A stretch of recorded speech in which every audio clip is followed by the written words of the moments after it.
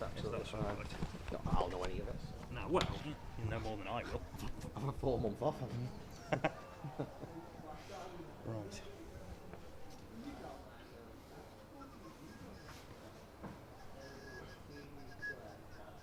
Oh, they've turned the scoreboard on this week. That's helpful. Oh, right, so it'll have time. It will have time. The old scoreboard used to like periodically stop every 10 minutes. So you say it's like 22 minutes in, and you were like a minute off half time.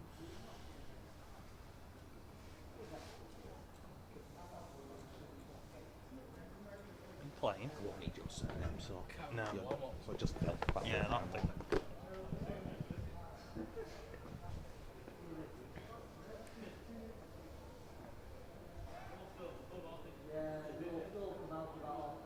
Nice, yeah? Sun's out. It'll rain later.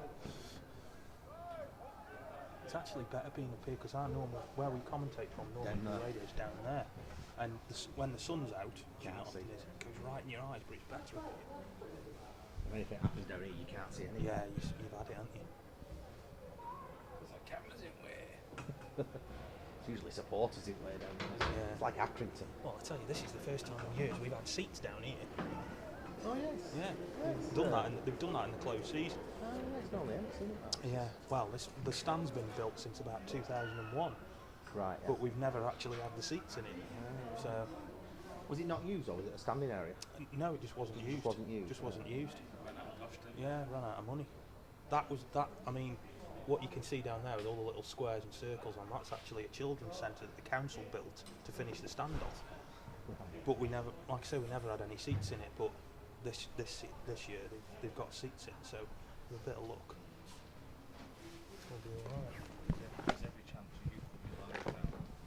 You need to get the okay off.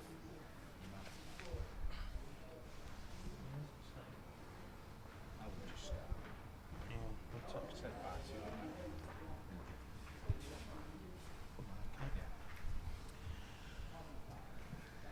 Good afternoon, welcome to Vale Park for this pre-season friendly between Port Vale and Rochdale. We're bringing you this coverage live on Port Vale and Rochdale's YouTube channel, so if you are listening to us wherever you happen to be this afternoon, and wherever indeed it is afternoon for you, or morning, or evening, wherever you are in the world listening to us, hello to you, welcome, thank you for joining us. My name's Phil Bowers, alongside me Martin Culshaw. We will be bringing you full commentary of this game here at Vale Park, which is currently bathed in sunshine after a little period of rain. The one thing missing, of course, is supporters, and we are sorry, of course, that you can't be with us today, but we will try and bring you the spirit and the essence of the game as much as we can here. The players, I think, are down in the tunnel at the moment. They're getting ready to come out. One or two of the physios and coaching staff already out there sitting in the dugout, as well as some stewards and such, and you can probably already see from the pictures around you that there are several balls on cones around the place. That is part of the COVID measures. I'll run through the two teams for you. First of all, Port Vale this afternoon going with Dino Visser in goal, who signed this week after a trial period. The back four is going to be Zach Mills at right back with Leon Legg and Sean Brisley at centre half, and at left back will be David Fitzpatrick, who signed a one-year deal with the club on Tuesday. Midfield three, we're expecting to be Danny Whitehead anchoring the three of them. Alongside him are going to be Tom Conlon and Scott Burgess, and then the front three, Devante Rodney through the middle, flanked by Theo Robinson, who scored in the win against Forest under-23s in the week, and on the right, David Worrell. Rochdale will have Gavin Bazzuno in goal. They have a back four of Ryan McLaughlin, Yogan O'Connell, Jim McNulty and Jim Kehoe. I'll get that right in a minute. And then there's a midfield three of Matty Lund, Jimmy Ryan and Stephen Dooley, and up front for them is another three-man attack with Alex Newby on the right, Matt Doan on the left and Fabio Tavares through the middle.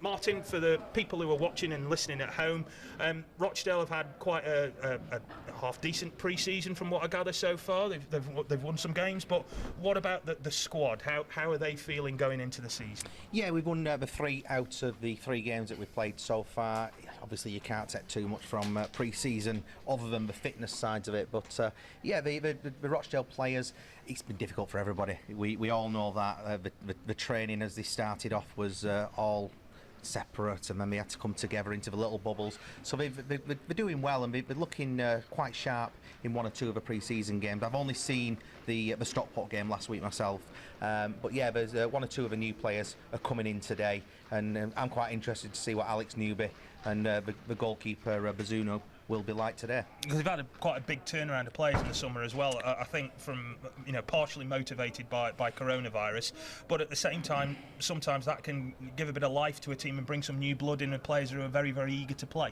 Yeah, perhaps it could be a good thing in the long run. They had quite a lot of players on what was reported to be high wages, and one or two of them have now departed, and it's now up to Brian Barry Murphy, the manager, to see what he can do with the budget that he's got. He's brought in a couple of players already. He's brought back Ryan McLaughlin, who, for me, and some of the Dale fans will squirm at this one, but for me, he's a very, very good player. But unfortunately for Ryan, he's very injury prone. If we can keep Ryan McLaughlin fit, he's an excellent signing. I think there's a Port Vale player and many Vale fans watching and listening to this, and Manny Oyelike will probably say the same thing. He's an excellent player, but unfortunately he's not in the side today. He is carrying a calf injury.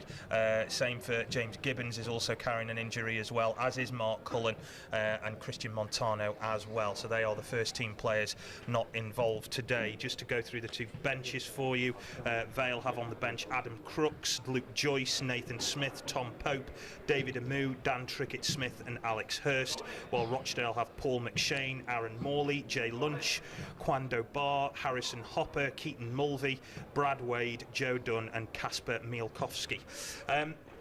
As we look at this here, I think both teams going to line up 4-3-3 as well, and really, Martin, I think I know managers will never say this, but I think we're kind of past there. Let's get the fitness stage now you kind of want to be looking at your shape and what you want from your team when you eventually do get down to the competitive games. Yeah, I would probably say that's probably about as strong as we can go there. Maybe Paul McShane will be in that back four for our strongest starting 11, but as has already been said, our squad's been reduced quite a lot. There's quite a lot of youngsters, particularly on the bench, so I would say that's pretty much our strongest 11 out there today.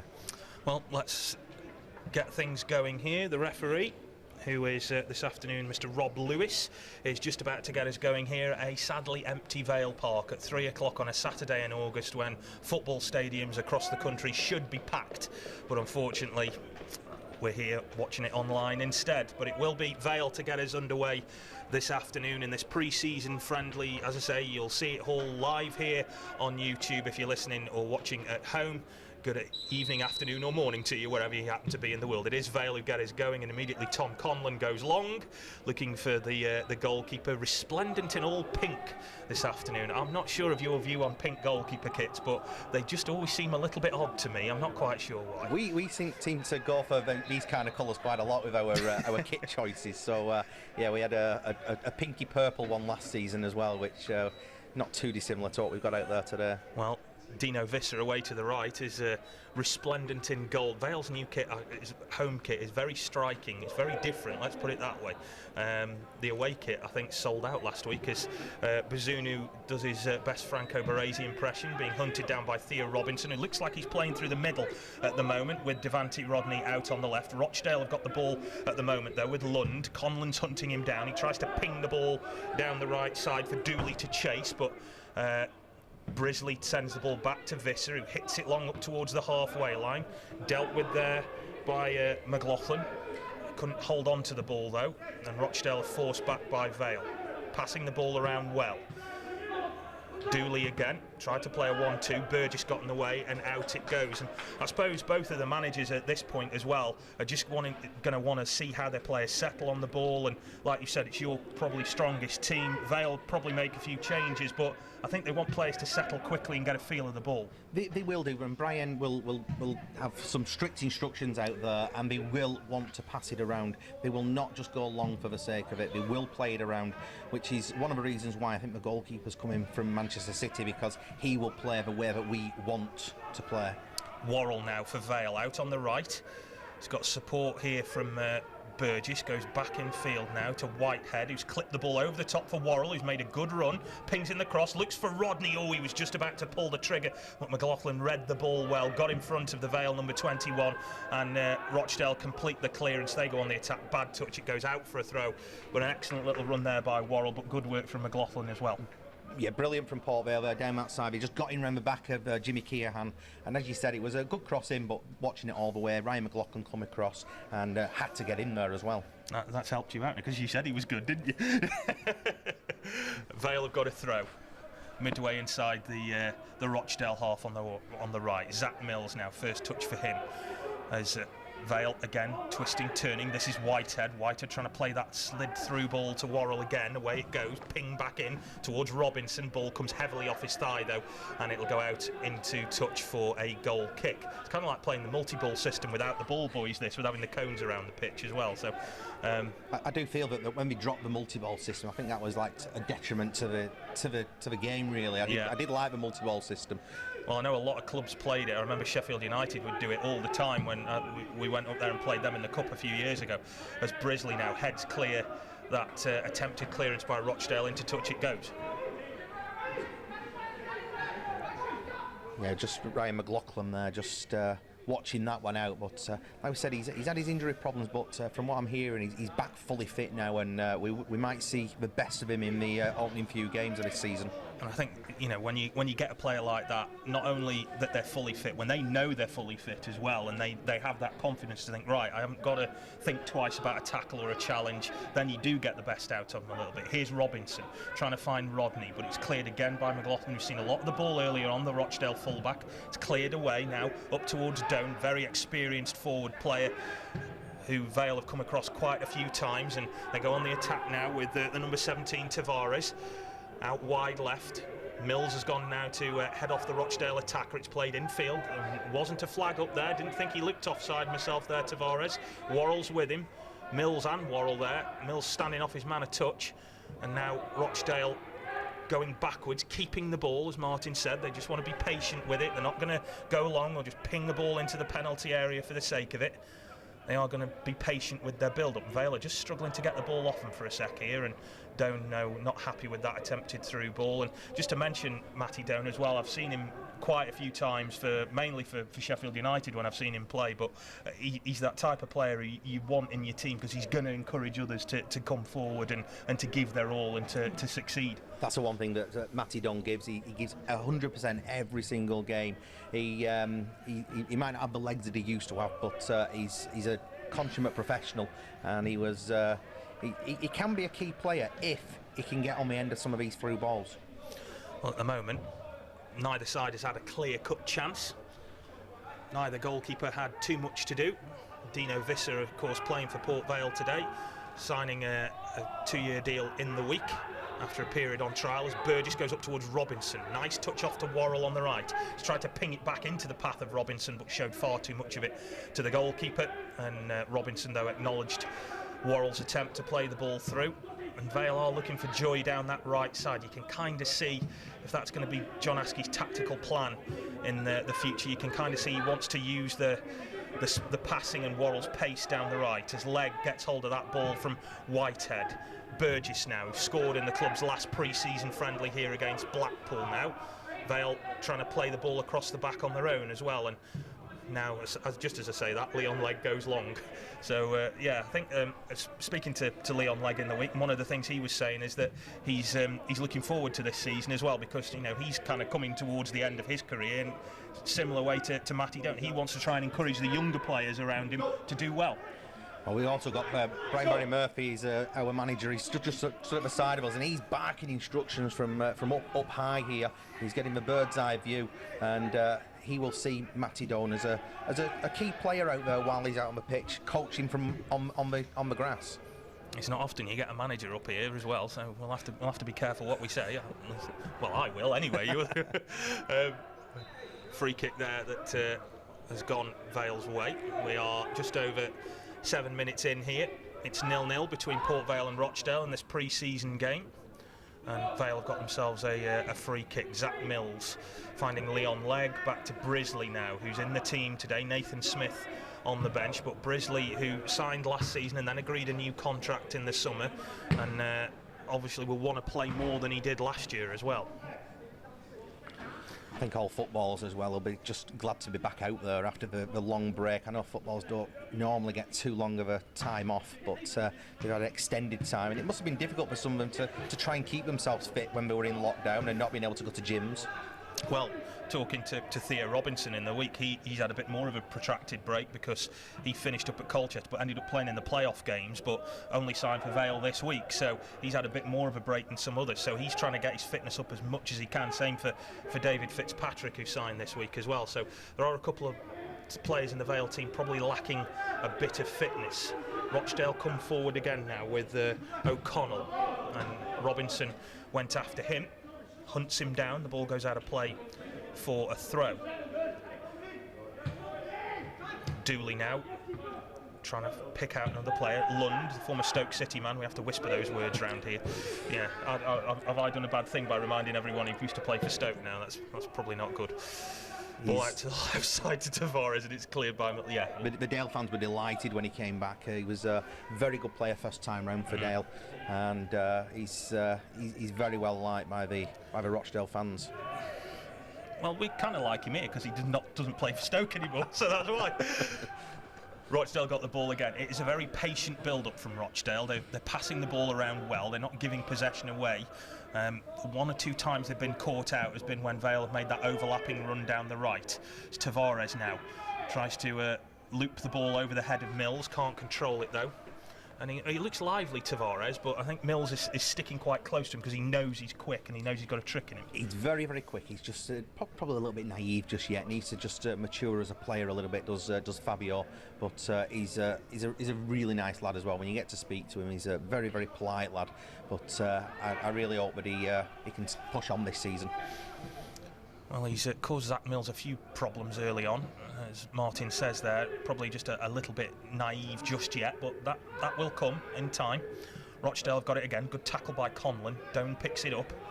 Now finds its way to Newby. Tavares trying to perhaps be a little over elaborate with him, with the ball at his feet on the left, and Worrell picked his pocket. Vale doing their best to try and win the ball back. That's a good bit of work there by Whitehead, who's looked powerful and strong. Visser just hesitated slightly there as the ball came back to him in the penalty area. Still did enough to get it clear, and now Rodney, who's a centre forward by trade but can play wide, and he's started on the left. He's not had too much of an impact just yet though, Devante Rodney. Whitehead getting the ball tangled up around his feet. Looking, short ball is Conlon's, but instead he goes long looking for Worrell. I think he might have just shanked that a little bit, and Rochdale get it back.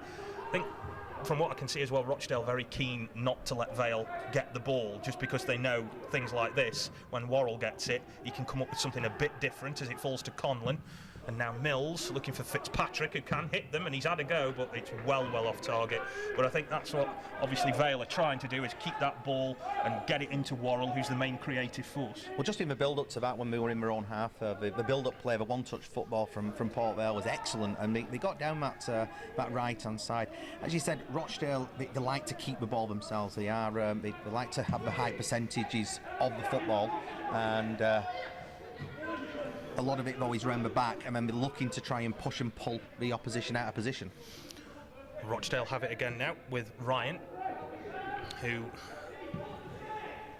pings it over the top, looks for Doan. Visser out quickly though, and he bowls it out to Brisley. Jimmy Ryan scored a goal here that sent a Vale, that nearly caused a riot here for Accrington.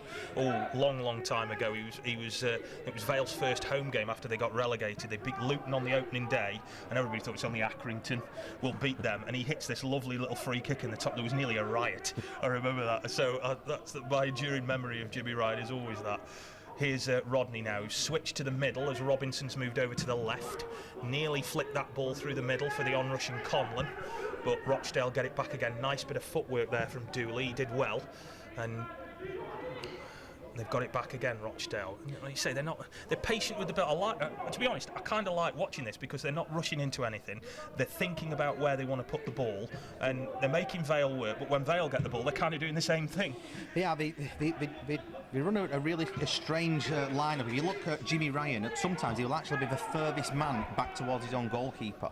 He almost plays like a sweeper in that defensive midfield role. Vale, once again, coming forward with Zach Mills. He hits a high looping ball out to the left. It's asked a lot of Rodney, who I think may have seen it coming and didn't quite fancy stretching his legs for that one. He perhaps thought better of it, knew it was going out. Vale are going to, I think it's going to be a throw now. I think it may have just taken a touch as well as off McLaughlin as it went out. Fitzpatrick's taking charge of all the throws on the left. I think they do want him to get quite a lot of the ball today, David Fitzpatrick, because he hasn't had a lot of football recently.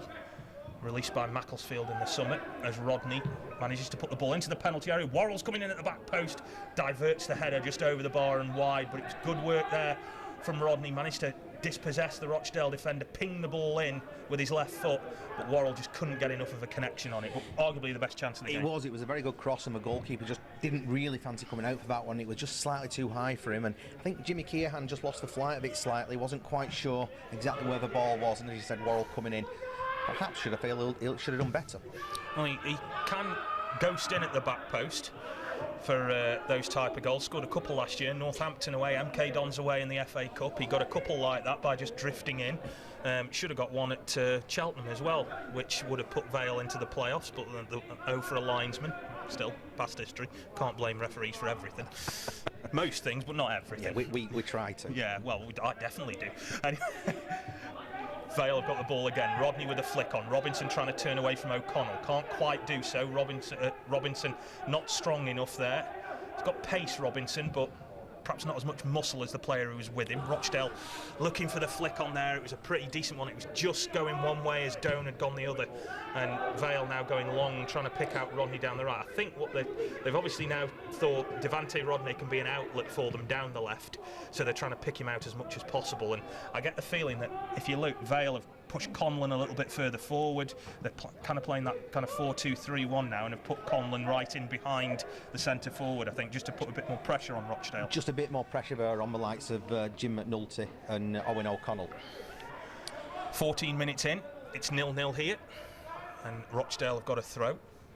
It is somebody's job, to keep replacing those balls on those cones. And clean them as well. There is somebody round here with a little squirty bottle and a rag that's just going round with sanitizer and cleaning them up. I'll tell you so, if you were making hand sanitizer when all this kicked in, you would be minted now, Absolutely won't you? Would be. You really would. Here's McLaughlin now for Rochdale. Fitzpatrick for company. He gets it away from him though. Rolls it back to Dooley. Hasn't got much support though. Needed somebody with him there, Dooley, but didn't get any help whatsoever, and Rochdale forced to go back. I imagine the manager won't be quite happy with that. Yeah, they wanted it a bit earlier. That's a good ball though over the top, looking for Tavares. It was Legg who came up and headed it away. Brisley at the second time of asking, and now Whitehead hacks it up towards the halfway line. Rochdale though just getting the centre blood at the moment, thinking that there's a way to get in behind that Vale defence. Yeah, but just pushing forward now and just starting to try and push Port Vale back a little bit further. And if you look where the goalkeepers, this is one of the things that we do like to see from the goalkeepers, that they're out there acting almost as an extra outfield player. There is, there's, I think some people, and I'm one of them, if I see a goalkeeper outside his penalty area like that, I start to get a few palpitations, because you could always see it sailing over his head. But if the team wants to play that way, then fair enough. As Conlon's done well, he's got Robinson in the middle. If he can pick him out, the tackle goes in from Ryan, and Vale get themselves a free kick. I think Conlon may have been better off there, just trying to slide that ball through to Robinson, who was clear through in the middle, but he thought about getting a bit further forward, and in the end he's won a free kick, but it could have been a bit more. Yeah, Newby just a little bit slow to react there, whether he didn't get a shout of man on, and Jimmy Ryan just doing what he had to do there really, and just stopping the attack. Well, Worrell will fancy this one. It doesn't really favour Conlon, he's a set-piece specialist, but Worrell with the right foot will be optimistic of this, of course, and Legg and Brisley have gone up towards the back post like they often do, and Leon Legg, is just going to make that run in and around the back of the full-back and try and ghost in at the far post. And you can already see he's nodding. That's what he wants Worrell to do. So I'm guessing that's going to be the tactic here. Burgess has come short down to the edge of the area on to Worrell's left, whereas Conlon is teed up on the edge as well. Worrell may fancy this, He's structural in the pass from this kind of distance. Yeah, he's definitely capable. Worrell with the free kick. He's gone looking for Leg. Leg gets up, heads it, but it's a looping header. Couldn't get any direction on it, could the Vale skipper, and it goes behind the goal. But you could just tell he'd made that run in behind. That's who he was aiming for, and that's worked so often in the past, but on that occasion just a little bit off target. He was always going to have the leap on Jimmy Keohan as well, who isn't the tallest of defenders.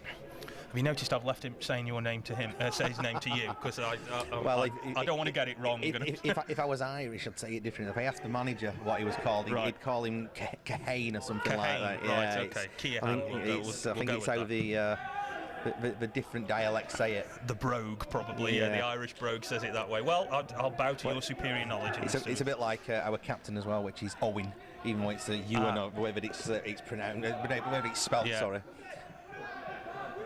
Why do we do this commentary lark? I'm not quite sure. It's so confusing. Anyway, answers on a postcard at home. If you want us to stop, we will. But if you want to carry on listening, keep tuned to Port Vale's YouTube and Rochdale's YouTube channels. Here's Tavares down the left, puts the ball in, looking for Doan, does well to control it. He's got Dooley in the middle, looks back, finds Tavares again. Mills trying to stop him making the run. Nice little ball in field, tries the shot, it's well blocked by Leg, who dived into that, put his body on the line there, did the Vale captain. Mills getting his foot in front of Doan and hacking it out for a corner now, and Rochdale just turning the screw a little bit in the last couple of minutes. Yeah, Tavares just showing his pace and his trickery down that left-hand side, and Matty Doan, he just couldn't quite bring it under control with his back to goal.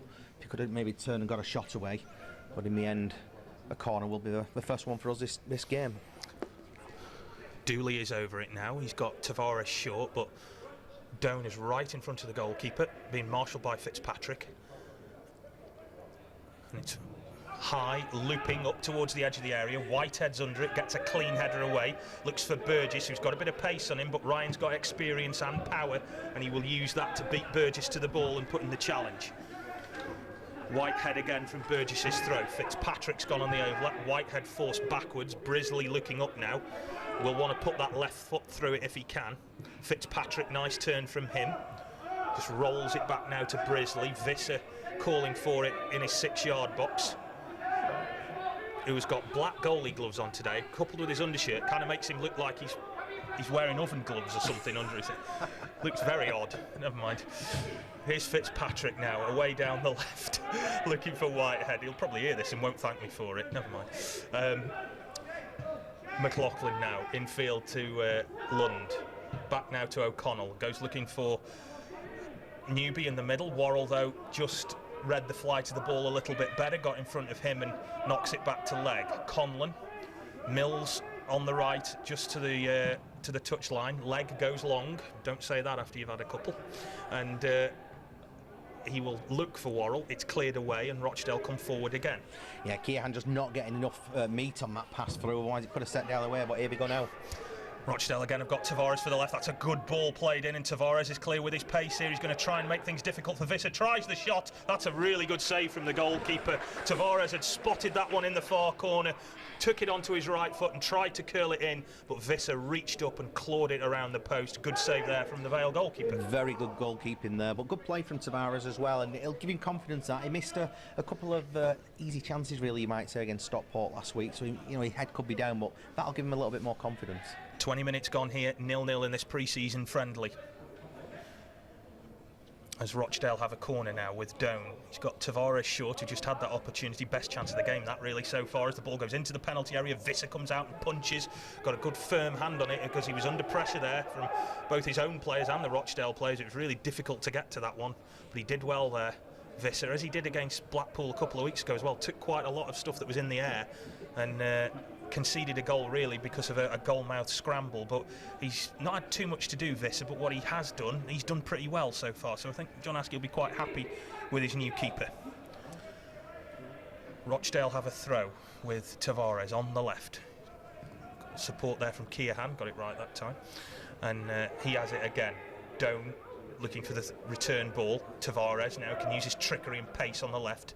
Mills keeping him at bay so far. There's a ball for O'Connell if Rochdale want to use it, but Robinson had just made sure that avenue wasn't open for them. McNulty, who again goes long looking for Tavares on the left, and out it goes into touch for a throw. I think Rochdale have kind of identified as well that, you know, Tavares has got a bit of pace now, and his confidence will have grown from that effort too.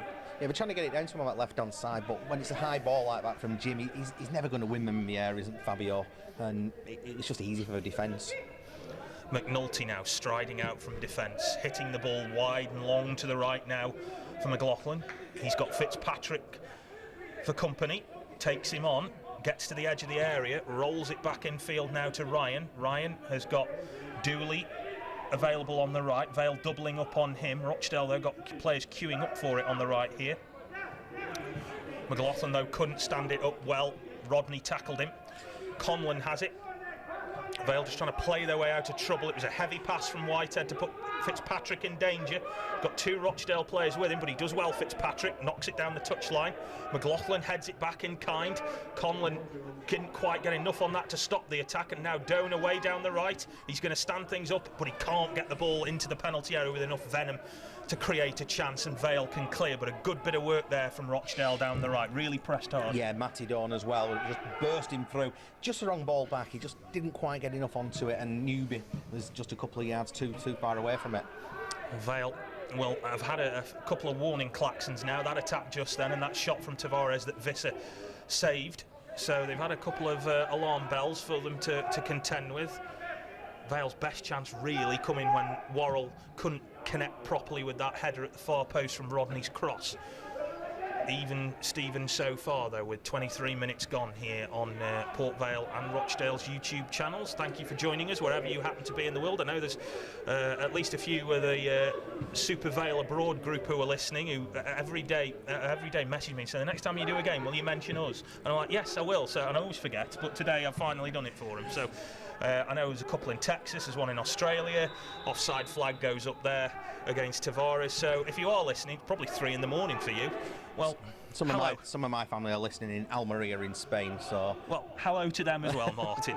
Well, it's nice to know we're reaching all 4 corners of the globe. Well, Spain and New Zealand and Texas anyway, but, you know. Anyway, Vale have got it back. Here in Burslem, meanwhile... yeah, we had to drop that in. It's not as sunny as you might hope it would be. Leg. Arrows the ball out to the left to Fitzpatrick, controls it well. If he hadn't to control that well, I think he might have taken his head off. He's got it again, the Vale left back, who had a bit of a baptism of fire when he played for the Vale last week, a couple of weeks back against CJ Hamilton from Blackpool, who was like he'd set the old car for 88 miles an hour and waited for it to go. But Vale pressing again. Yeah, O'Connell not happy with himself though, that little ball out. He just got it in between Jimmy Ryan and Matty Dawn, and it's just given Vale the chance to go forward again. Well, Rochdale get back in numbers though, don't they? They are very organised, and that's something I think Vale have sometimes in the past struggled to deal with. When they get teams that are organised and set up well, that are well disciplined, they do sometimes break teams down. They struggle to break teams down rather, and we're seeing a little bit of that here today in this first half in this friendly game at Vale Park. Burgess now out wide right to Worrell, tries to play in Mills on the overlap. He's not got too much help though, Mills. He wants it on his right foot, he goes back to Worrell, who pings it high but lacking any kind of direction. He had no other real option there, Worrell, other than to try the first time ball, but Rochdale have done well there to restrict him to that. And Rochdale now on these goal kicks, they do like to use this new ruling of playing it short, so we'll just have a look, see if Gavin Bazoon, who's got on the same script, he's not at the moment. No, he got 2 centre halves in his own penalty area and he hit it long. Never mind. Well, he'll like I say, he's still learning a bit, but Rochdale come forward again now with Newby. That was a lovely looking ball through to Doan, but Brisley intercepted. Newby's got it still. Oh, and he's taken Fitzpatrick out of the game, pulls the ball back. There's a shot from Tavares. Oh, and that's another really good save from Visser. And he clawed that one behind when it looked as if it was destined for the back of the net there. But again, Rochdale taking Vale apart down the right, putting the ball into the penalty area, and the shot that was brilliantly saved by the goalkeeper. I think Tavares will be disappointed where he didn't hit it as sweetly as he'd have liked, but the goalkeeper was going the wrong way, and he somehow got back and just managed to just get it round that post. Well, he's done himself no harm here, Dino Visser, and I don't know what changes John Askey's got played for half-time, but it might be a bit harsh to take him off at this rate. Corner whipped in. Away shouts the goalkeeper. Nobody got a connection on it, and it goes all the way over to the far side of the pitch. Whitehead now for Vale. Worrell's calling for it with the long ball. Burgess is perhaps a bit more free and available, but the ball in the end isn't great, and it's McNulty who intercepts. Conlon's done really well, though, to intercept, and Burgess takes off down the right, gets past Ryan. Scott Burgess rolls it back for Devante Rodney. Oh, and it's just gone wide of the post. He didn't get a good connection on that at all, did Devante Rodney. He tried to go for it with his favoured left foot, but all of Burgess's hard work ultimately came to nothing. Yeah, it almost looked like he wasn't expecting it to come to him there. Perhaps he was expecting a shot to come in. He was just playing the cavalry role there, but when it came to him, he never set himself really, and again should have done better. Yeah, definitely. I suppose there you say if you make the goalkeeper work and he saves it, you've done your job, but yeah, just to put it wide from there, I think he'll be a little bit disappointed. Well, he's kind of not been a bit part player in pre-season, but he is going to stake a claim for this. Tom Pope, who many people would probably have banked on to have started the season, is going to be serving a 6-match ban, so he will not be involved. Mark Cullen is injured, so Robinson and Rodney are the two centre forwards who are going to perhaps vie for that central role, and neither of them yet has had too many clear-cut opportunities, but Rodney will not have done himself any favours with that. Anyway, there's time yet. Rochdale have it with McNulty out on the left, and Vale now have switched things around again. Rodney's gone back to the left and Robinson's gone through the middle, so they are going to try and alter that. O'Connell for Rochdale. Vale have got, and Rochdale have got a few subs out there warming up. Bit of a tangle between Conlon and Dooley, and he is never backward at coming forward, Tom Conlon. He does like to put the foot in every now and again. Stephen Dooley got a really bad injury last season. He broke a bone in his foot, and it was just a challenge. He feels he probably shouldn't have gone for the challenge, and he ended up injuring himself on it, and he missed quite a big chunk as well. But that's a great ball for Dale here. Visser didn't come for that one though. It was Tavares who flicked it into the path of Doan, but again it lacked a little bit of pace, and it allowed Legg to get in front of Rochdale's experienced striker and just tap the ball out of play. Visser caught in two minds. It was difficult for the goalkeeper, to be fair, but Rochdale have got it back. They are getting some joy down the flanks, Rochdale, particularly the right one. That's where all their best chances have come so far. O'Connell clipping the ball over the top, looking for Tavares again, finding Doan, who just tries to play it back to Tavares, but it was a poor ball from Doan. It left him with far too much to do for Tavares. It went out of play. Is that going to be a Rochdale throw? Yes, it is. Worrell, I think, got the last touch on the ball. I don't think Doan should have passed that back. He should have brought it under control and turned towards goal, and he had plenty of time and space behind him, but I don't think he got a shout on it. And like you said, the pass in the end was just weak. Well, he's got it again now. Doan finds Dooley. Bit of a heavy touch from him, but he's got support from O'Connell, who likes to get forward, picks out Doan in the middle now. Good ball from him. Clipped over the top by Newby. Header comes in there at the far post from Keohane, but over the top of Visser's crossbar, and it'll be a goal kick to Vale. But again, Rochdale just pressing a little bit more now and pushing Vale back into their own half and into their own penalty area. Yeah, but just not quite being clinical enough in that final third, Artdale. We're getting into the positions. Newby's ball in was actually decent, but Jimmy just couldn't get his header on target. Vale, I've just had another message through to say there's more than one Vale fan in Australia. So thanks, Nathan, who is watching from in Australia today, Nathan Worthington. And Simon Broad has let us know that him and his son are watching us in Spain.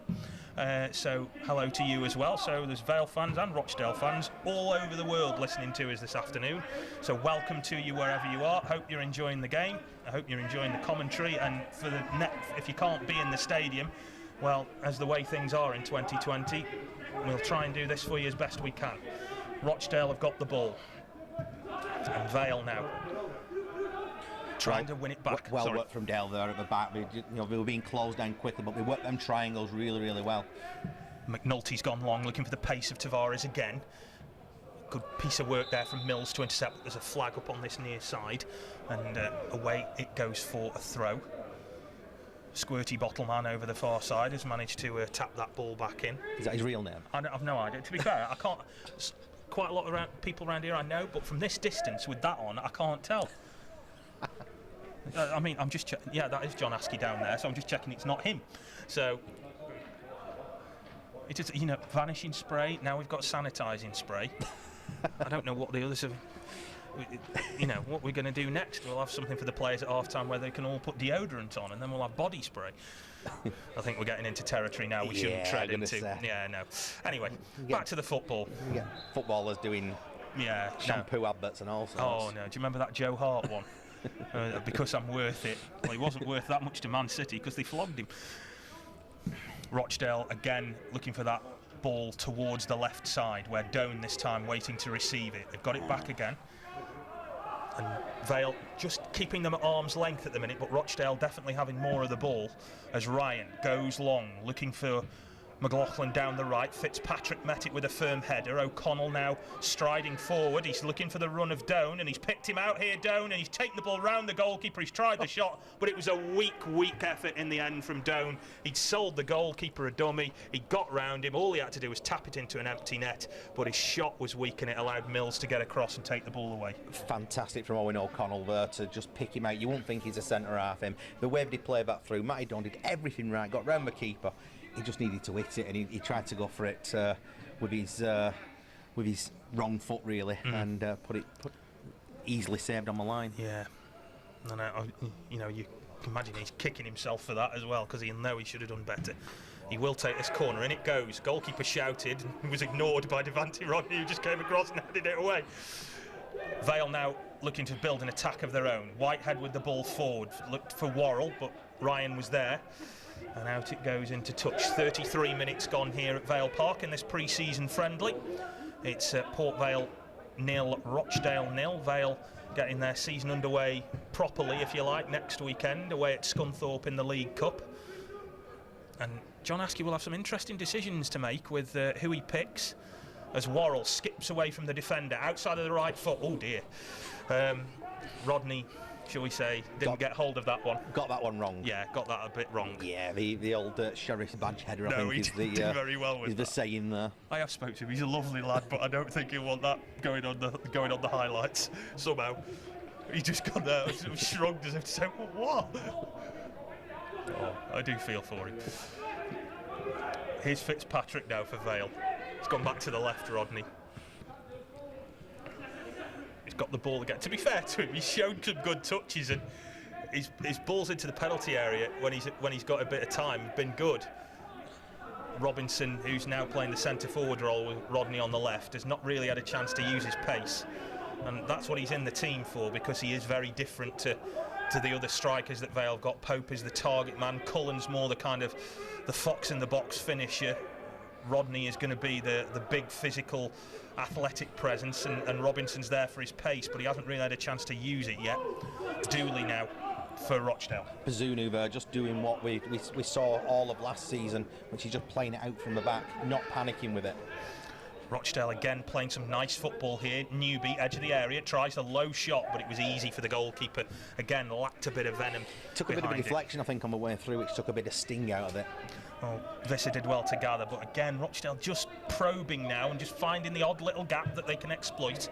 And John Askey will be keen to shut those doors to prevent them having any more joy in the second half. Here's Robinson. He's got Worrell on the run on the right. He might look for Burgess instead. I'm not sure he knows what he wants to do here, Robinson, but instead goes for Worrell. He's got Mills on the overlap, chooses to go on his own now. Worrell puts the ball in, looks for Rodney for the connection there. Got a bang of heads, I think, with McLaughlin.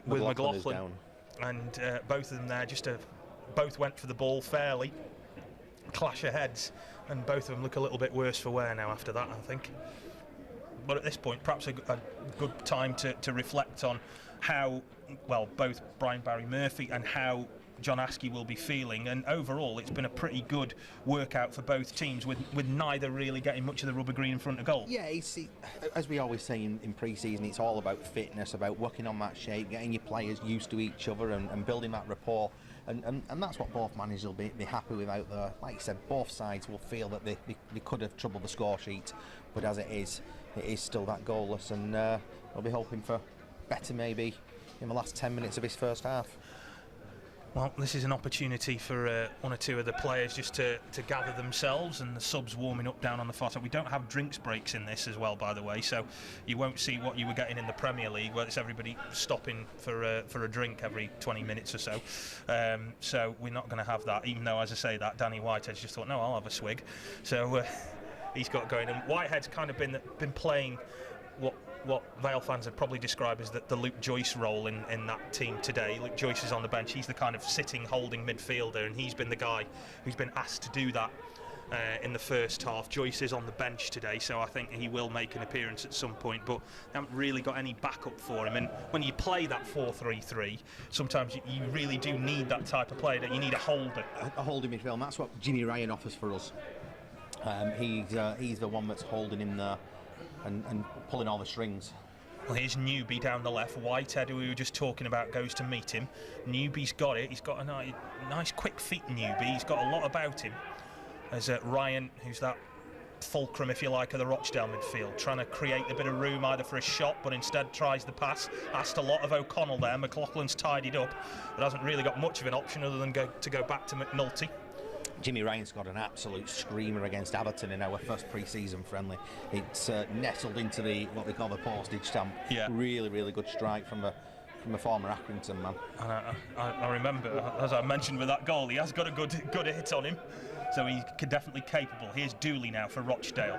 Takes the ball away from Conlon, finds Newby, who's covered every blade of grass really in this first half. Newby, and it's found its way to O'Connell. Perhaps lacked the confidence to take on the shot, but he got dispossessed in the end, and Vale come away with the ball with Conlon.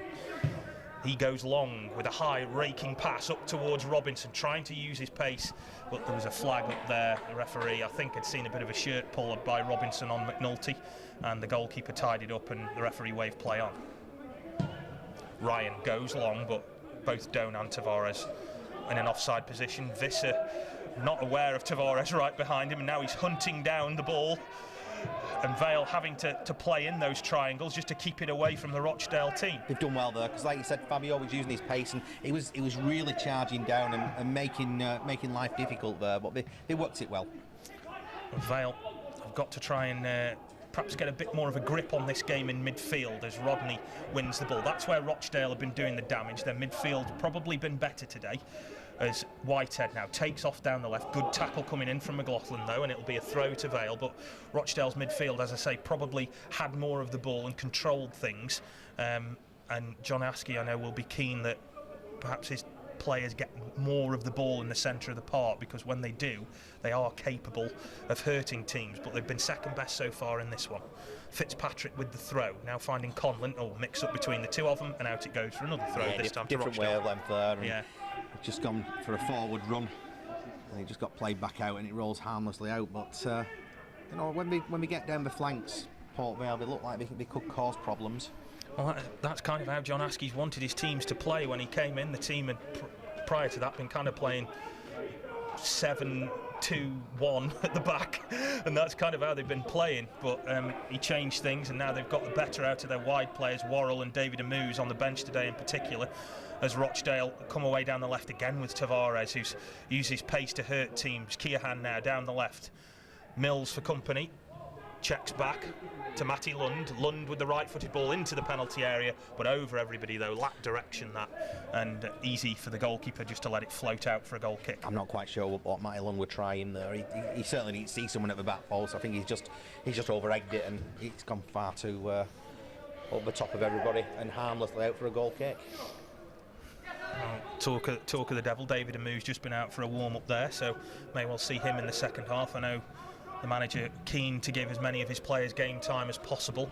Got no more friendlies lined up now between now and, as I say, that League Cup game next weekend. Vale kicking off their league campaign at home to Crawley in a fortnight's time, and then I think, such is the calendar now, I can't remember whether the EFL Trophy game is before that weekend or after.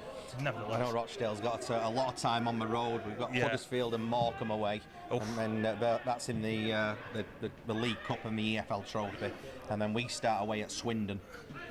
Following week we're at home to Portsmouth, and then we're away at Ipswich. Oh, so lovely. we've got plenty of time on the road in the next I'll trade 3 you that weeks. for a trip to Exeter in about 3 weeks' time. I wanted Exeter to come up, to be honest with you. I like You could going. have had him. I don't mind going to No. Exeter.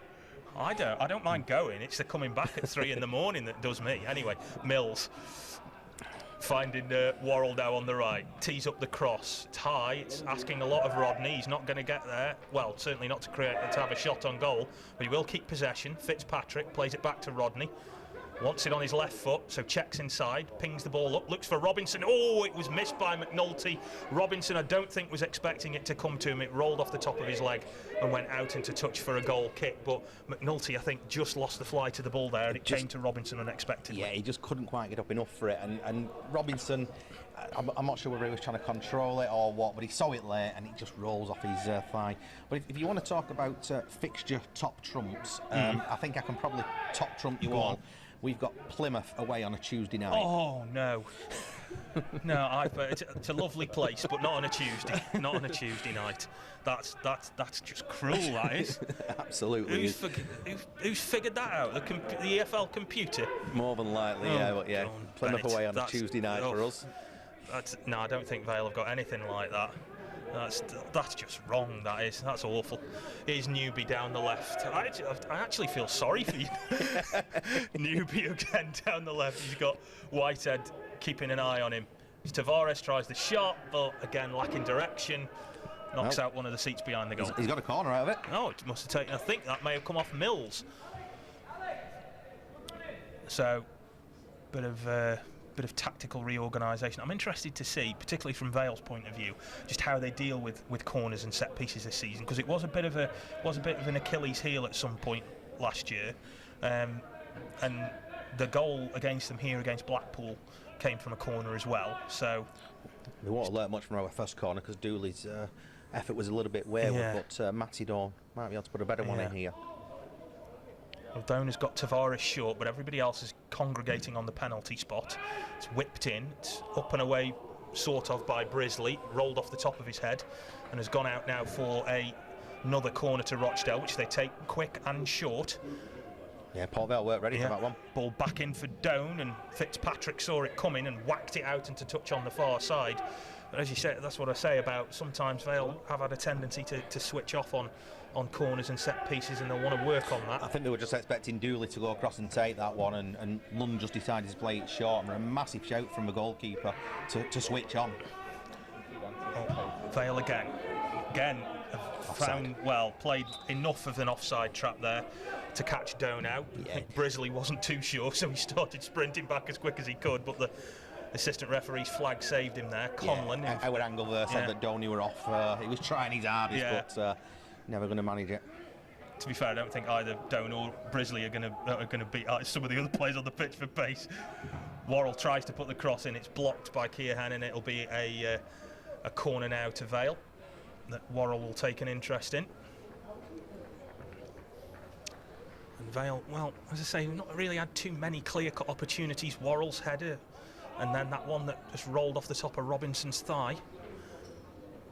But Rochdale certainly had the better opportunities. Two really good saves from Dino Visser have kept Vale in this.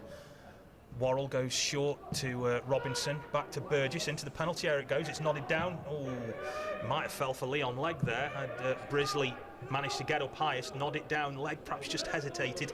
And I think the goalkeeper might be slightly thankful that Leon Legg didn't quite fancy putting his foot through that. But one thing that you notice when there's no fans inside the stadium is the calls from the players, and you can hear what the calls that they're saying to each other, and the talking that they do. You can't hear that when the supporters are here because obviously they drown out the noise, but it is quite interesting to listen to them sometimes. Worrell's ball into the penalty area, looks for Rodney. Took a heavy touch, went down. Oh, what's the referee spotted? Well, he spotted the penalty spot. Yeah. That's what he's seen there. Rodney going down under that tackle. I think was it from McNulty? Jim McNulty was in there, yeah. And it's gone down. I think he went down quite easily, but I think there was a leg there for him to go over.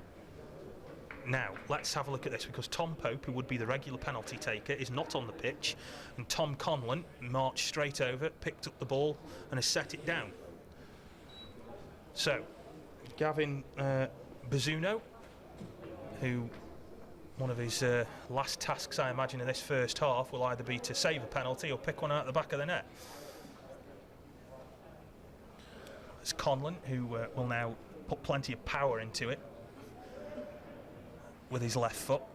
Looks like he might be the designated penalty taker. So Tom Conlon from the spot to give Vale the lead on the stroke of half-time. Takes it and rolls it into the far corner. Cool as you like there from Tom Conlon. And Vale going into half-time will hopefully for them find themselves a goal up here against Rochdale in this friendly. Port Vale 1, Rochdale 0. As you said, it was a good penalty back. He's just watched what the goalkeeper's doing. He's seen him go to his right, so he's put it the other way, just rolled it into the bottom corner. And simple. Going back to the penalty, Jim will be a little bit disappointed with himself there for leaving his leg out and allowing the opportunity. Well, as I said, Rochdale probably have been the better of the two teams, certainly in terms of possession and clear-cut chances. But such is the way football can fall, that they find themselves behind in this one. But scorelines don't really matter at this stage. I think that Rochdale will be pretty happy with the way they've controlled the game in this first half, and the referee puts the whistle to his lips, blows for half-time here at Vale Park. And Martin, it's been a game in which I think both teams will have got a lot out of. They'll certainly been getting the fitness worked out, but as well tactically, both teams will have found out a lot about what they can do. Absolutely, yeah. I mean, Fabio Tavares will be disappointed he's not got on the score sheet, but Dino Visser has pulled off a couple of very, very good saves from him. Defensively for Dale, they've held Port Vale quite well. The couple of times they've got through, like you said, when Theo Robinson, the one rolled off his thigh, and then the penalty at the end. But as you said, it's all about the fitness, about the shape, and Brian Barry Murphy's just disappeared from the gantry up here, so we'll go down there, have a chat, and see what we're going to do for that second half. Well, do join us for that second half. It'll be live here on Port Vale and Rochdale's YouTube channels. Half-time here, though, at Vale Park. Your scoreline is Port Vale 1, Rochdale 0.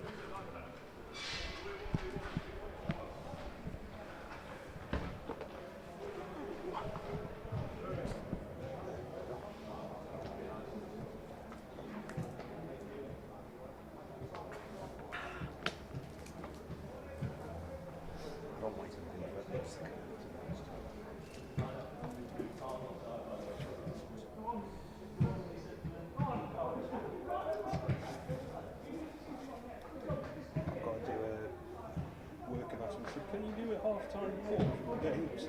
Yeah, okay. Give them the ball.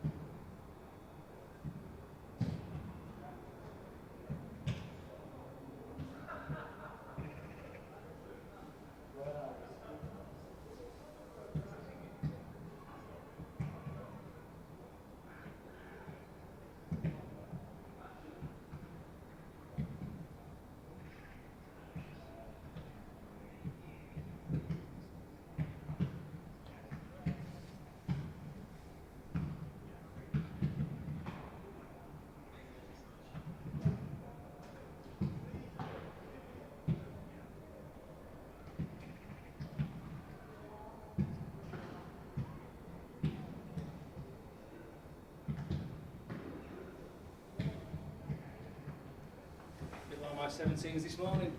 Better team by a mile, 4-1 behind.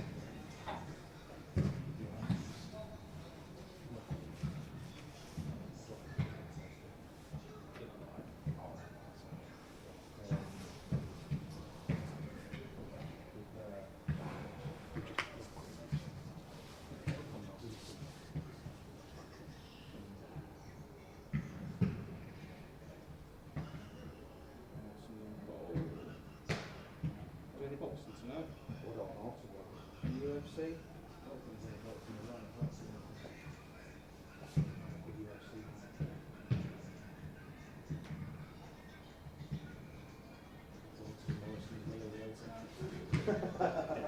You've seen them things they've got for 12 quid? Unbelievable they are. Or the starter main and the other. Yeah, two mains, two sides, that's put in a lot of settle for 12 quid. That's a large piece of storage. That's just too nice. Pie tonight for me. Wife's on lasagna. It's nice as well. Dolphin and broccoli medley. Bit of cheesecake for dessert. It's ace as well. They can't really knock it.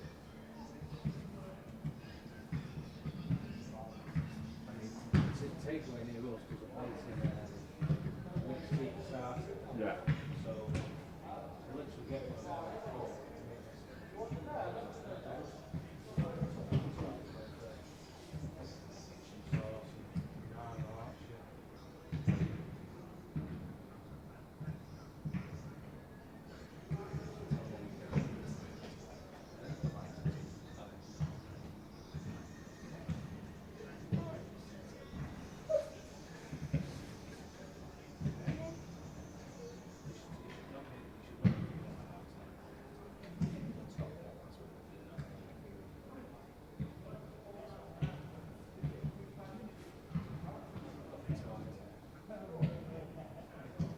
The supermarkets are available.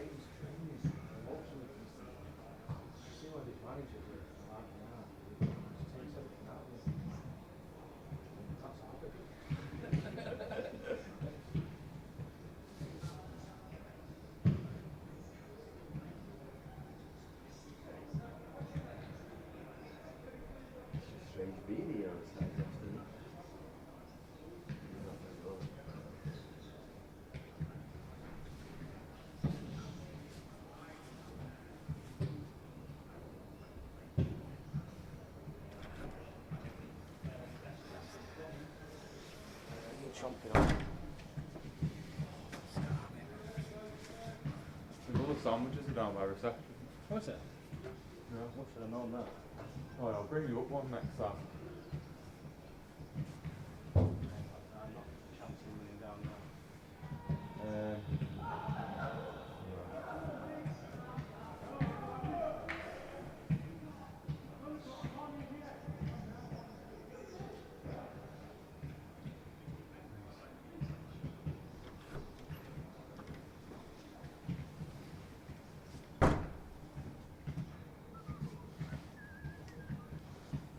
just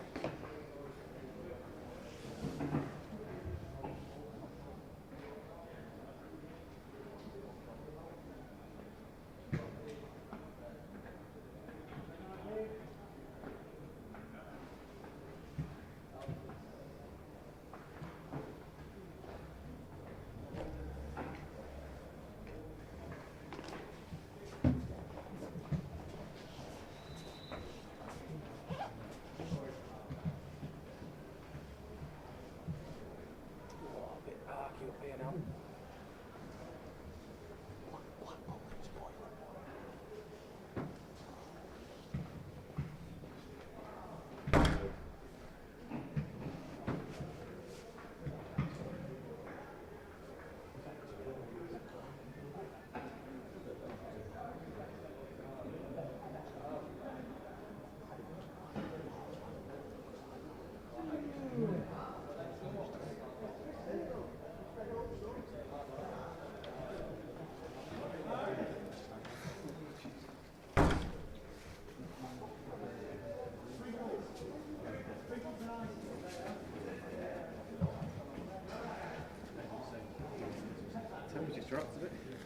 Just a bit. Just said that. I'm not trying it. I didn't want it not to work on this. Yeah, seems to be fine. Yours working okay?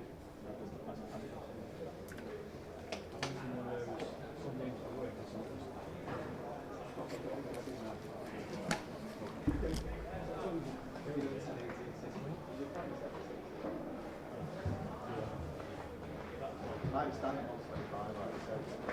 It used to be that. I think, was that 726? Yeah, I mean, really good for second.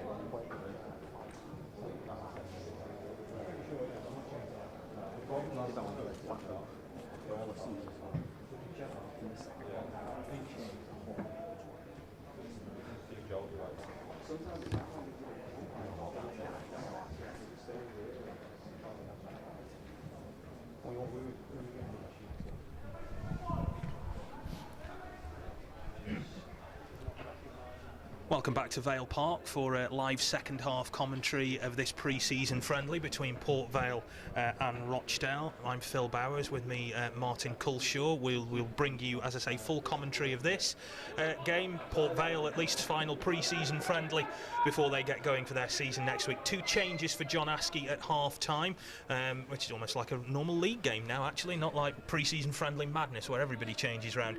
But Luke Joyce is on for Scott Burgess and David Amu is on for Theo Robinson, and from what I can tell, Martin, no changes for Rochdale. No changes for Rochdale at all. No, I thought that Paul McShane might be coming on. He seems to be doing a bit of a furious warm up there, and he's been getting his socks sorted, so he might be coming on shortly, Paul McShane. Vale lead in this game by a goal to nil as Joyce, he was teeing it up there and Rodney took it off him. Luke Joyce doesn't score many, so he'll have been very gutted about that, I think. I think he was winding up there for one. He scored one against, I think it was Morecambe last year, and he ran off as if he'd won the World Cup, which I can't blame him for because he doesn't get many, but yeah, I think he would have been very disappointed. You could tell, you could see it in his eyes there, he wanted that one. Rochdale have got a throw now. Keohan midway inside his own half on the left. Rodney now with Robinson going off is going to be playing down the middle, probably where he wants to play in all fairness, Devante Rodney, as Conlon, whose penalty gave Vale the lead on the stroke of half-time, finds Fitzpatrick, and Fitzpatrick now finds Worrell, who's gone over onto the left, and he clips the ball in. Took a bit of a deflection there. The assistant referee eventually took his time in putting the flag down to his side and giving the corner.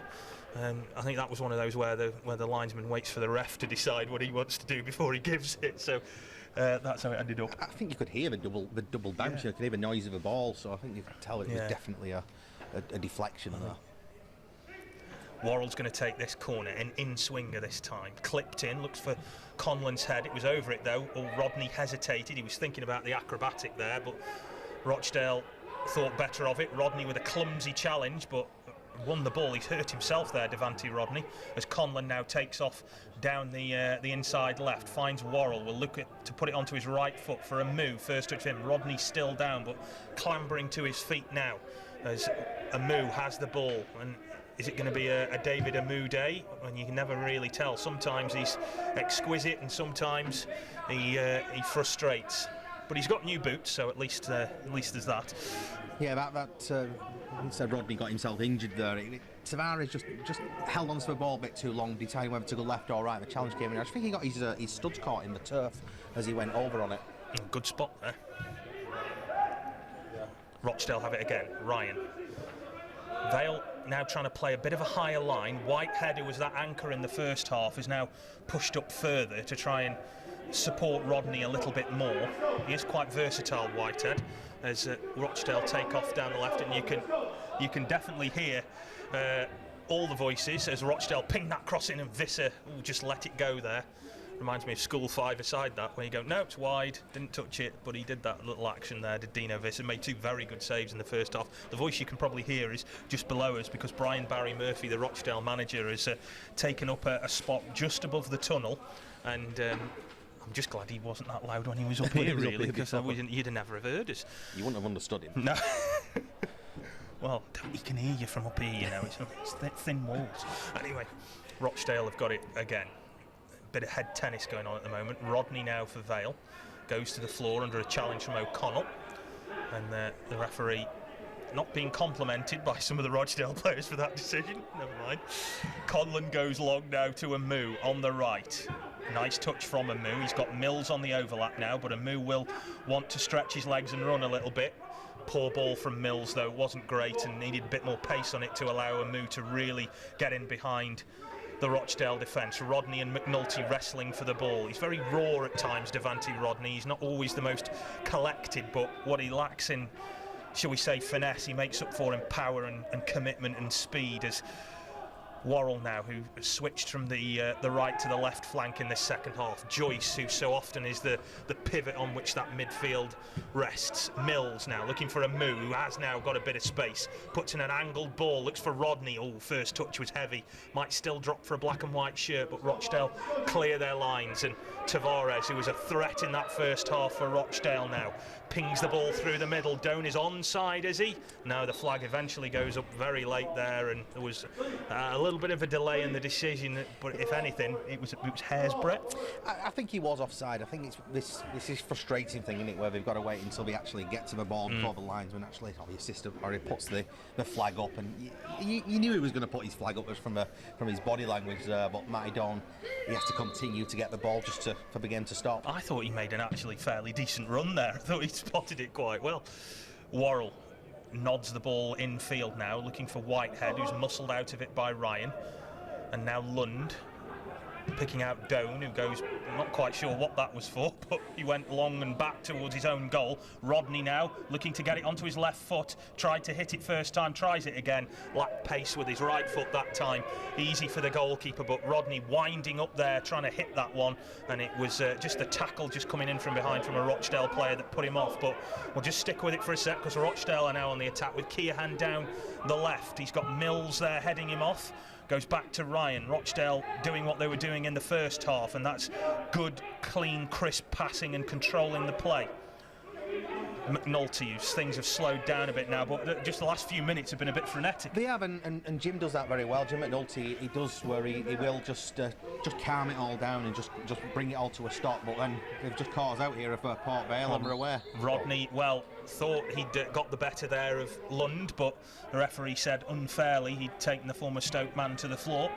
And Rochdale take the free kick quickly, but you can definitely see there's a few more risks being taken now. Yeah, I think the managers might have just said wind it up for the second half a little bit. You know, it's your last chance now before the season gets underway in earnest next week with the cup games. Conlon now for Vale, who's arguably been one of their, if not best player, outfield player certainly. There's Joyce now looking for Whitehead. Amu a little bit late to the party there. Mills doing just enough to win it back. Conlon. One thing I've noticed about Conlon, in contrast to last season, he looks a lot more composed on the ball. He wasn't no slouch by any stretch of the means last season, but he does look far more comfortable with the ball at his feet. He's not wanting to get rid of it quickly. He's thinking about his passing, and I know that's something that John Askey's been trying to drum into him a little bit, and it looks like it's worked. Here's Fitzpatrick. Now Worrell. Midway inside the Rochdale half, angled ball out to the right now to Amu, brings it down well. 2 Rochdale players for company. Mills on the overlap, tries to slide it back into Amu, doesn't find him, does at the second attempt. Amu trying to wind up for a shot, but showed far too much of it to Ryan, and away Rochdale come again. The tempo has increased, but Doan, not for the first time, has slowed the tempo of the game down and gone back towards his own goal. Yeah, Fabio Tavares have made a great run through there, and if he could have just played it forward, he'd have played the youngster through on goal, but he opted to go backwards. Well, Tavares now is kind of, you can see there's that little gap between Zach Mills and Leon Legg that he's just eyeing up all the time to see if he can thread the eye of the needle and get through the two of them. And he's definitely got the pace to worry both of them if he can do that, but Doan that time electing not to. Vale have now got themselves a throw. John Askey looking back towards his substitutes, just sitting on the bench there. Tom Pope and Nathan Smith and Dan Trickett-Smith all down there on the bench, as well as Adam Crooks as well. So Vale are maybe having a think. Nathan Smith's been sent out to warm up, so I don't think it'll be too long before he might get a run out. Nathan Smith played right back, as I understand it, in the friendly against Nottingham Forest in the week.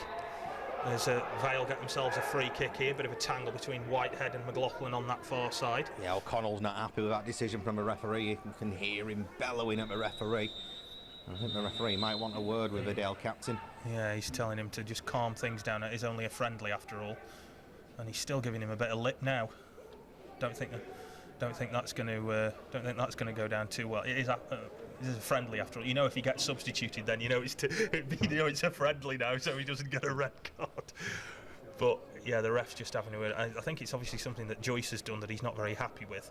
So the big number 6 for Rochdale is definitely giving the referee a piece of his mind. The ref, though, is just telling him, look, calm yourself down. It's only a friendly. Nothing to get too worked up about. And sensibly, O'Connell trots back into the centre circle. And I don't think him and Joyce will be on one another's Christmas card list this year somehow. Maybe trying to put his stamp on it. Well, Owen O'Connell, he's just been given a captain's armband for this season since Ian Henderson left, so he's maybe wanting to stamp his authority on things. Well, he looks a leader. I'll give him that. He's out there, he's been issuing instructions. He's held that Rochdale defence together well this afternoon.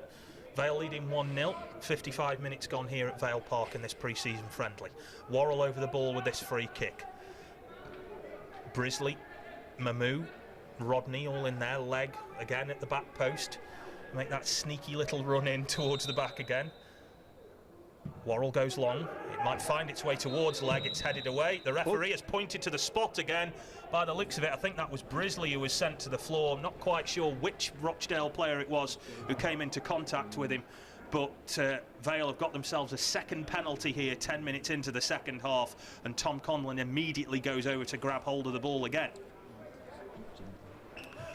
And it just seemed to be a coming together of ways there. Well, just watching a replay of it here, and it's Jim McNulty who's he's been adjudged to have pulled the shirt. It looks a little bit soft, but it's good being up here and having the replays. It's like the Premier League. It's great, this.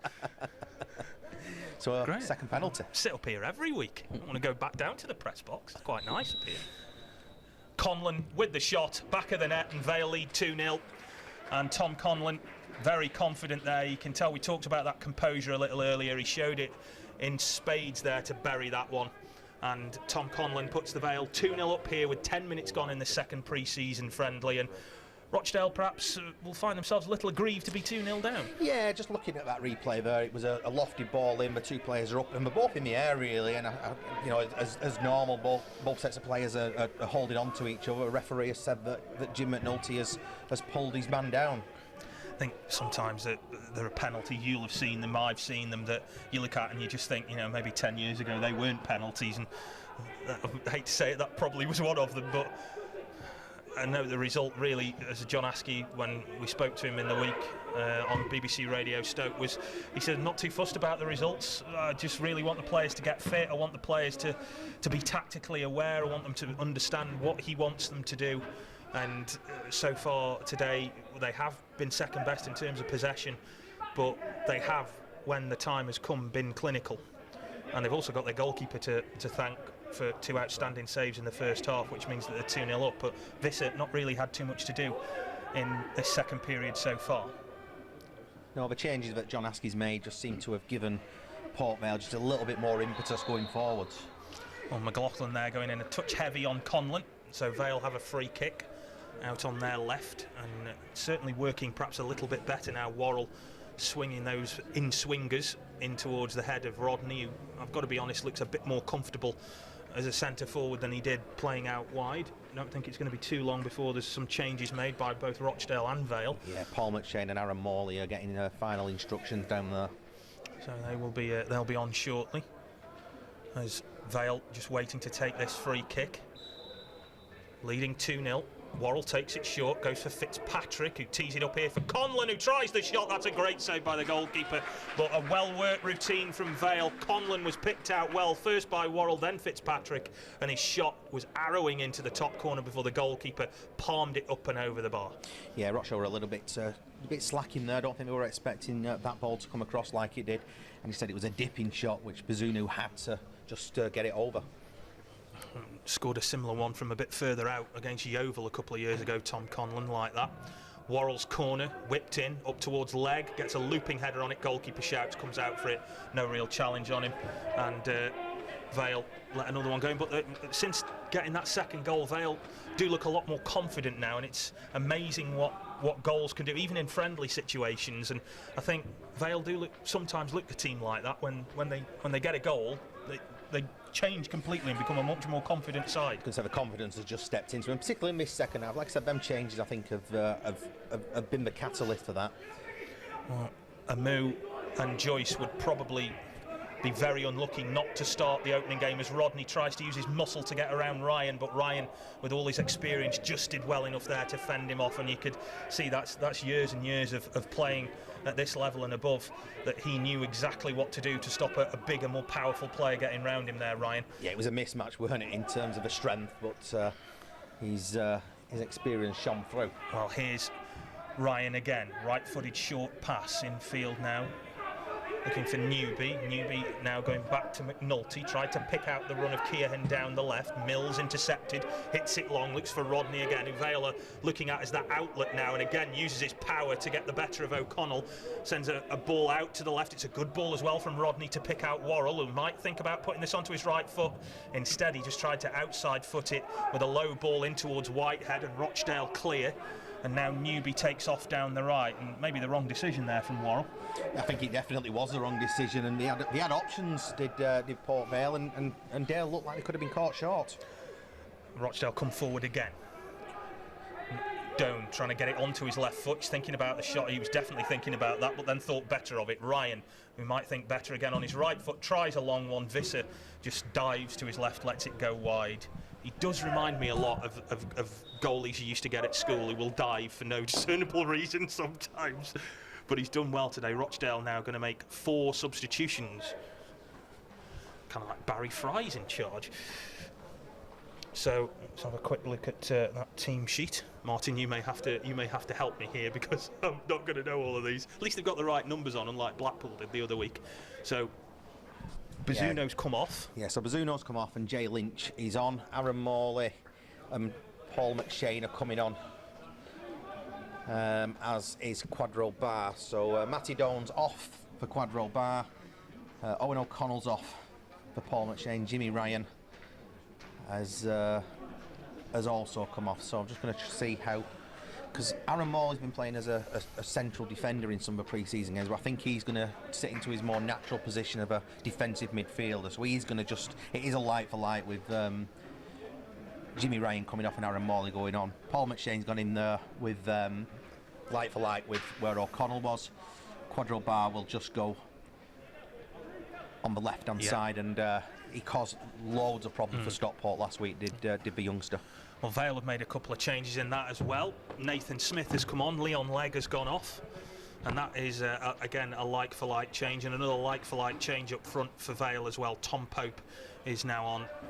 Vale's number 9 is on in place of Devante Rodney, but the formation going to kind of stay the same.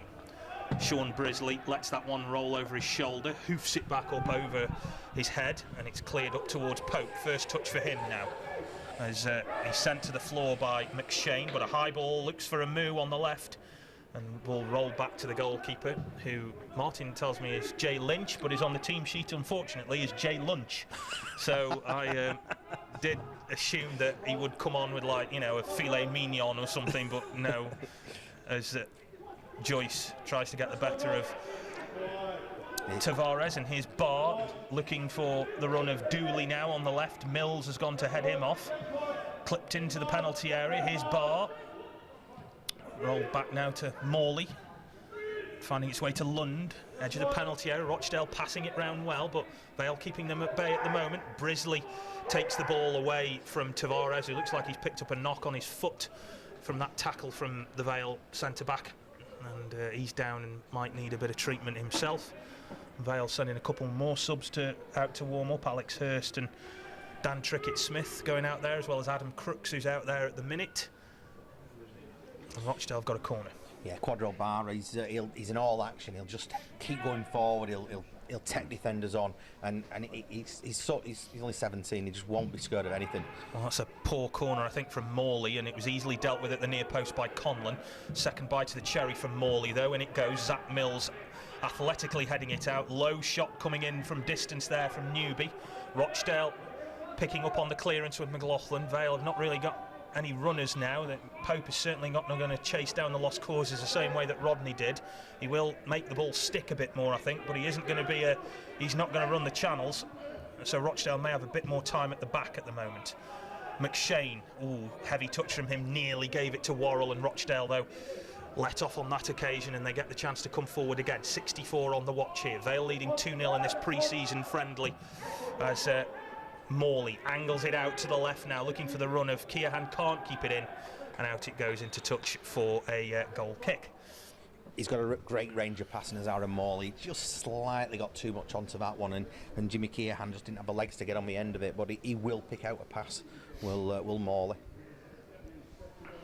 So Vale have themselves a goal kick. We've got one or two messages from other people who are listening. Alex is in Birmingham listening today, and one or two others as well. I'm just going down. I've actually just gone down the list. There's been quite a few actually. I'm trying to pick out. If I don't mention you today, I'm ever so sorry.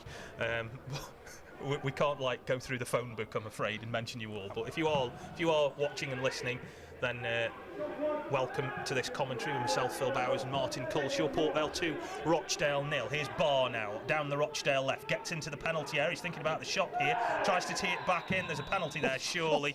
It was an absolutely thumping effort from Lund. Matty goalkeeper was up.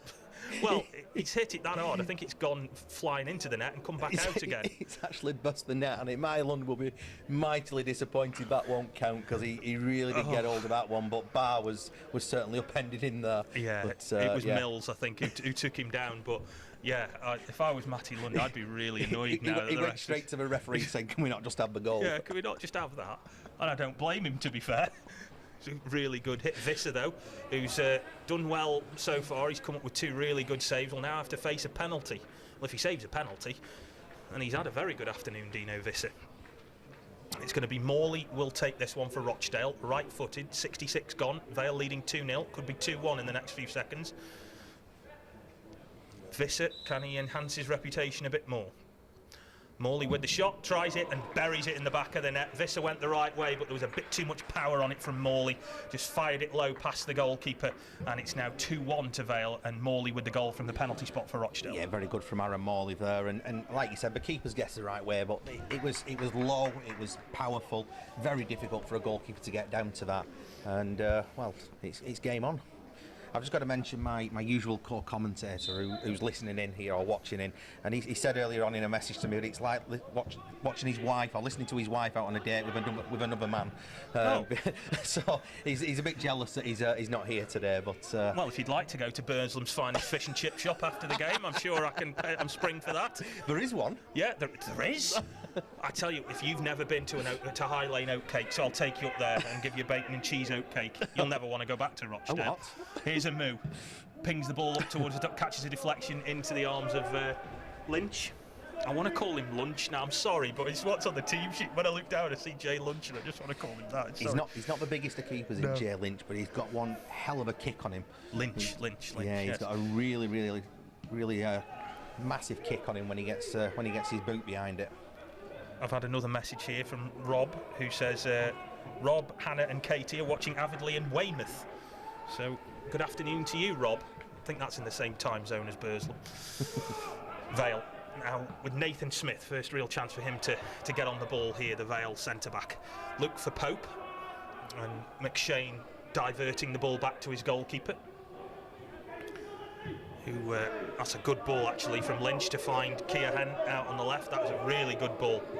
Brian Barry Murphy has now appeared on the touchline. He's been everywhere today. I was wondering he won't end up coming on for the last 10 minutes. Barr now for Rochdale, looking for Dooley. Things have changed since Barr's come on. He's really injected a bit of life into Rochdale, and he might be through here, Barr, to make it 2-2, but it's a good stop from Visser as Barr again sprung that trap. Ball clipped back in towards the far post. Visser was galloping back towards his back post to try and get there first, but a good bit of work there from Fitzpatrick to make sure that Tavares couldn't get on the end of that cross. Yeah, good ball in from Jimmy Keohane in the end there, but just no one attacking it. But as you said, Quadro Barr, he's just no nonsense. He will just take a player on. He will not. He won't be fazed by anything, and he looks like he's really bulked out over the summer as well. He's like I said, he's only 17, so he's still a young boy really, but he's certainly all action. Yeah, he's definitely that type of player that I think you kind of want as an impact sub sometimes, don't you? When legs are tired and you want to bring somebody on to stretch the game. He looks like he's ideally suited to that. Worrell with the flick on here from Visser's goal kick. Pope holds it up. Nice bit of interplay there. Pope trying to stab it through to Worrell, who's got a bit of a task to get there first ahead of McShane, and he won't. And the experienced centre-back for Rochdale will let that one roll out of play for another goal kick. What's interesting I found as well is that Vale do change the way they play depending on who's playing up front for them, and you saw with Robinson they were trying the low balls in behind. With Rodney it's more trying to get him with his back to goal and turning, as Conlon now has a ball from a poor bit of play there from Rochdale. Pope's got it. Pope clipping it in towards Amu, trying to hold off Keohane here, but he's done well. The number 13, he's sat on the ball. There's no way to get out of that other than to give Rochdale a free kick, I'm afraid. I thought there were going to be a hat-trick of penalties being given away then. He just kind of went down and then sat on the ball, probably safest thing given the referee. Now Barr taking on Mills. He's tormented him since coming on the Rochdale 22, but Mills has just managed to stick a toe out there and take the ball away from him. Joyce now keeping an eye on Dooley, and Morley, who scored the Rochdale goal from the penalty spot, tries to clip it in towards Tavares, cleared away by Smith. McNulty, who's now wearing the captain's armband for Rochdale, finds Keohane on the left.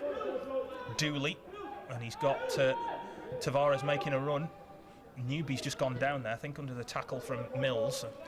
Just had a bit of an off-the-ball incident there. I don't think there was anything malicious in it, as Worrell now tries to stop McLaughlin putting that ball into the box.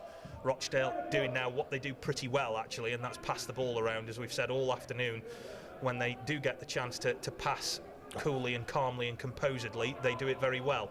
Vale have just escaped from their clutches at the moment, though, as Worrell has gone long and he's gone looking for Amu, and Lynch has come a long, long way to deal with this one, and he got there ahead of Amu, and less confident goalkeepers may have stayed back and Amu would have been through, but that was a good piece of work there from the goalkeeper. Amu might get another chance here, though. He's all on his own at the moment. He's got Mills on the overlap to the right. He picks him out. Pope needs to make up a bit of ground into the middle. He rolls it back for Pope. It wasn't great there, but Pope tries the shot, took a deflection off McShane, and over the bar it goes for a Vale corner. Yeah, it was a mistake by Aaron Morley in the build-up to all that. He just put a stray pass, and it just sprung the counter-attack for Port Vale. And Tom Pope does what Tom Pope does. He gets in there, and it's a good block, but it's a corner ball. Oh. Pope will be eager, I think, to get some goals and to get some fitness in. As I say, he's got that 6-match ban looming over him at the start of the season, and he is trying to get minutes in, so as he's not too far behind by the point that he becomes available again. As Worrell puts that corner in, goalkeeper comes out, gets a half-decent punch on it. I think he'd have liked a bit more purchase on it, but he did it as well as he could, as Joyce intercepts that clearance. Adam Crooks is going to come on for Port Vale. I wouldn't be surprised if he comes on at left back in place of Fitzpatrick, as Vale try and mount an attack down the right. It's cleared by McShane, and I think Crooks is going to come on now. And the downside of this is we don't have an electronic scoreboard. It doesn't matter because you can hear the manager from here shouting Fitz. And if you're unsure, just shout down to him. Yeah. Well, Fitzpatrick is perhaps, you know, if this was a league game now, he's just going, I'll just walk off the pitch round the far side. I'm not bothered. And Crooks has come on. Kind of keeps the ball moving, but I've never seen people like that making urgent substitutions in friendlies. Like the UEFA Cup final or something. Anyway, Worrell keeping that ball in play. Mills. He did really well there, Worrell, actually.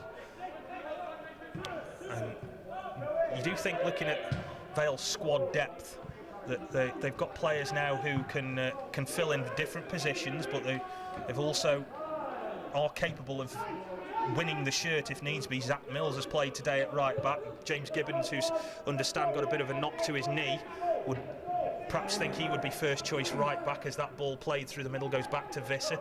Visser himself will have a very difficult task in his hands dislodging Scott Brown. So there's competition in all areas of the pitch here, but from the Rochdale point of view, Martin, they don't seem to have lacked any tempo or pace since they've made their changes, either. No, not at all. We have got a little bit of a lack of depth in our squad at the moment. A lot of the youngsters who were on the bench today are what we've got left, and Stephen Dooley's not happy with that decision. He didn't think that he'd fouled his man there. Well, free kick's been given. Conlon, who has probably for me been Vale's best outfield player today. Worrell in the second half in particular has been good, but Conlon has just shaded it for me. I think he's been very, very good on the ball. He's done that kind of role that you want him to do as that deep line playmaker.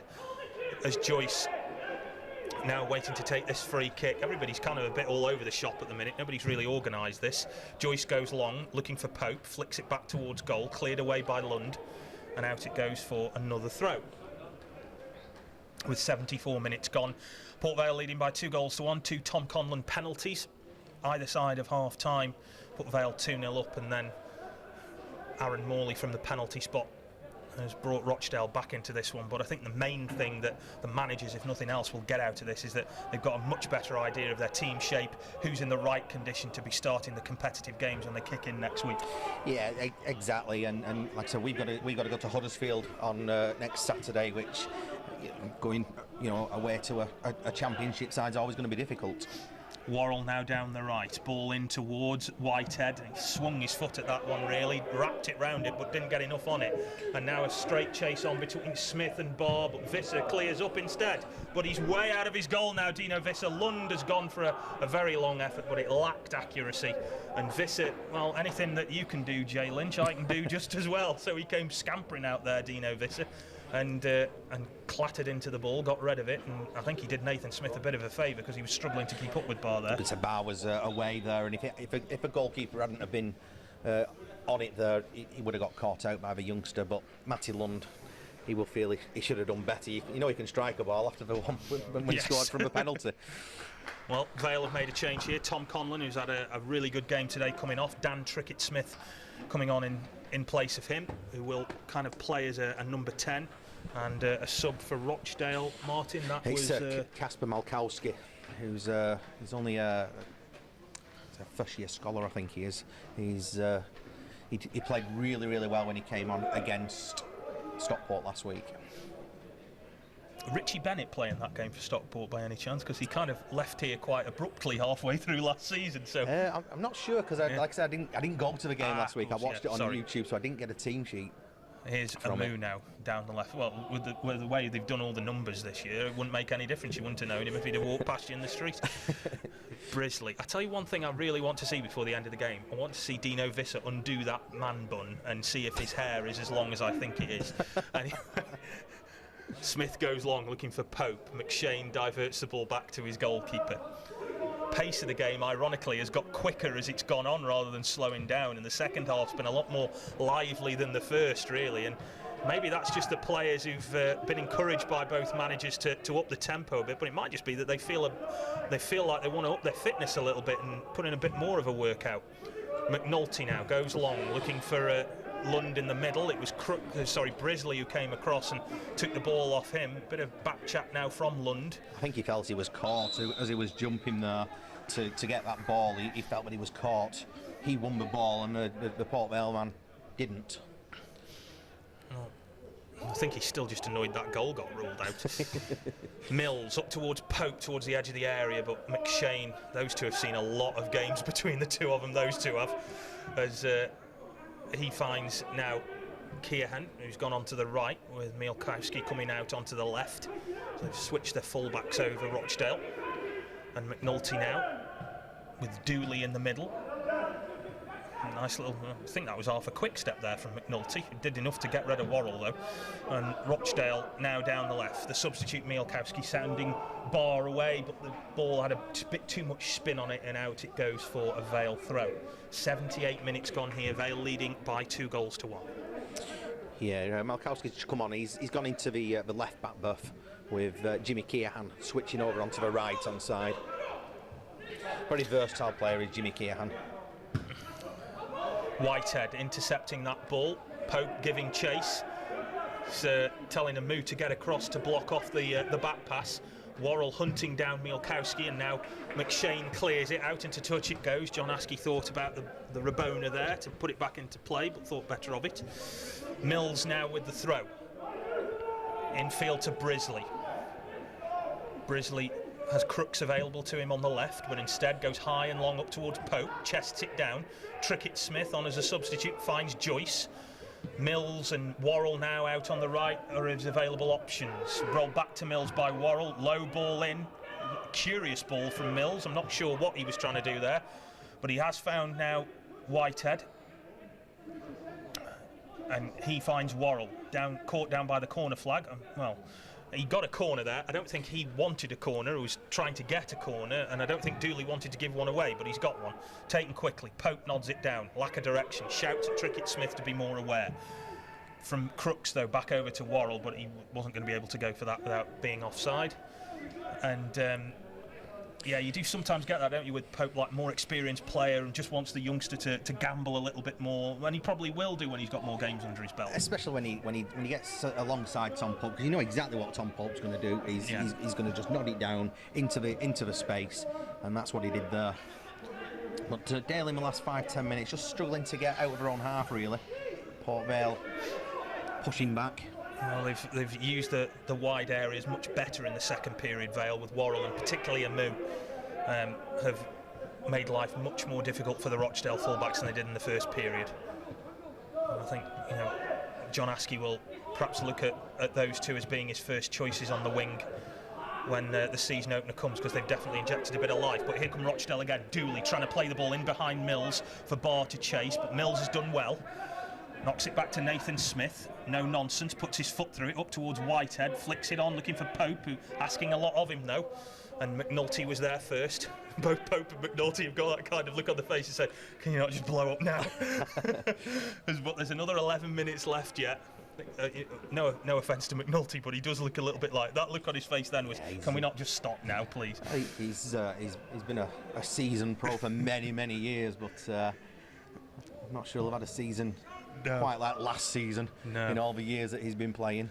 Well, I know Vale were very aggrieved when things finished as they did, because they were a point outside the playoff places, and I'm not sure whether you can see if you're watching at home on YouTube, but the rain has started to come down now, so the pitch is probably going to be a bit greasy and a bit slippy for the last 10 minutes, and it's going to make for, as they used to say on the telly back in the 80s, going to be interesting for goalkeepers.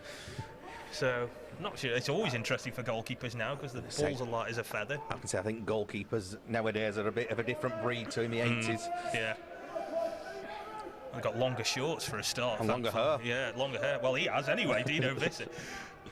That's a great ball through. That's a lovely ball, but he showed too much of it there to Mills.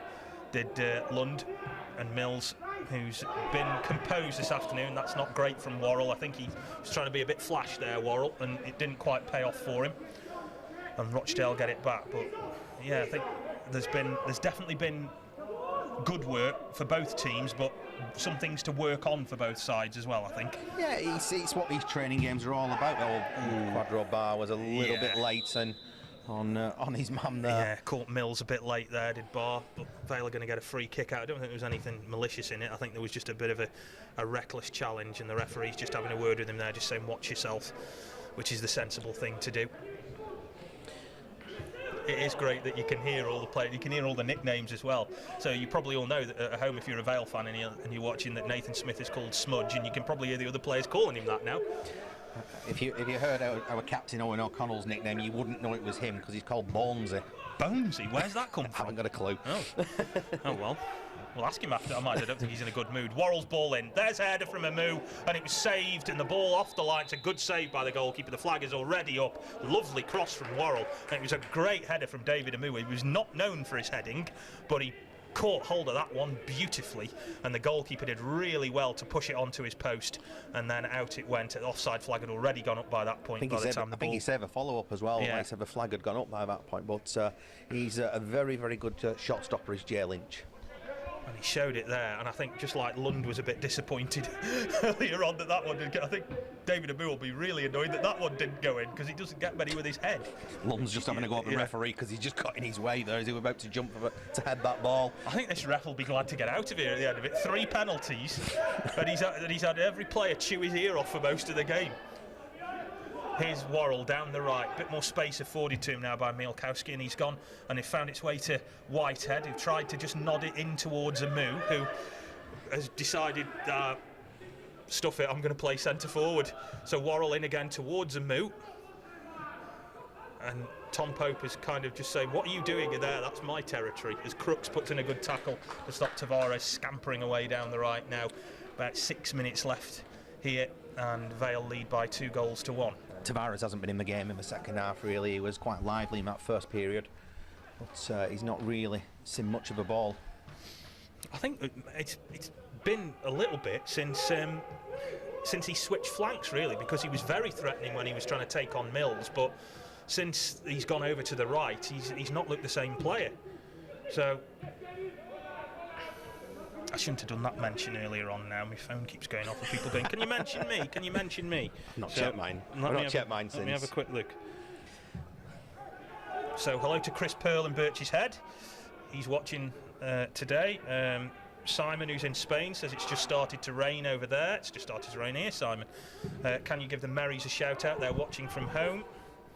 And Rob says thank you for saying hello to Hannah and Katie. Well, no problem, Hannah and Katie. And funnily enough, this has got to be the most bizarre message I've ever got in a game. Audley Brass Band have sent me a message, and their conductor Tom is watching the match in Devon as here comes Rochdale come through again. Barr tries to knock the ball in, Mills gets it away. So the conductor of a brass band is watching us on holiday in Brixham in Devon wearing a Vale shirt. I've seen everything now. Thank you very much to Audley Brass Band for getting in touch with that. It's going to be it's been a surreal afternoon. Yeah, it very really ball. The ball's not anywhere near in the quadrant. I don't think the ref cares now, to be honest. In towards Barr. All discipline has gone to pot now. Just enjoy the last few minutes, everyone. Here's Tavares picking out Bielkowski, and now Barr, edge of the area, 1-2. Right drop here for Newby, who's created some space, tries the shot. Oh, and that one I think was going in at the far post had Mills not got in the way. Rochdale really putting the pressure on in the last few minutes. Joyce somehow scrambles it clear, and now Worrell will get it clear, but it's all a bit harum-scarum and scrappy at the moment, and Rochdale probably sniff another goal in this one. Late from Joyce on Barr there. Barr did him really because he put his body between man and ball, turned him, and the player just went through the back of him. Again, no malice in that, but Barr was just had the quicker feet. I've been reliably informed that Chris Pearl now lives in Mere Heath, not Birch's Head. Sorry, Chris. I'm not aware of your property development ideas, so I didn't know you'd moved. Anyway. Used to play football with Chris. He was a lovely lad, but terrible left foot. I'll get another message now. A long time ago. Yeah. Oh, what do you mean? Not as bad out of shape as I look. Still playing for the Radio Stoke 7-a-side team. Never kept a clean sheet in 8 years. That's a record for me. Rochdale got a free kick. Newby is over it, just outside the penalty area. I love how the referee still insisted on using the vanishing spray with all of this. It's not going to matter, it's raining, it's going to disappear in a minute. Oh, look at this. Can I get back to... I love how he's put it down and nobody's bothered with it. It's 10... Get back 10 yards. It's like a military coup. Yeah. It's like, what are you going to do if they don't get back 10 yards? Call the riot police? Anyway. Newby eventually will take this free kick. He's going to clip it in towards the near post. It caught Luke Joyce square on in the chops and went behind the goal. Like I say, all semblance of order has disappeared out of this game now. It's got a bit ratty. Short ball taken, Morley clipping it back in, nodded down, Mills gets it clear, Worrell's going to get hold of it, nods it into the path of Pope. He's got a Moo on the overlap on the left, picks him out.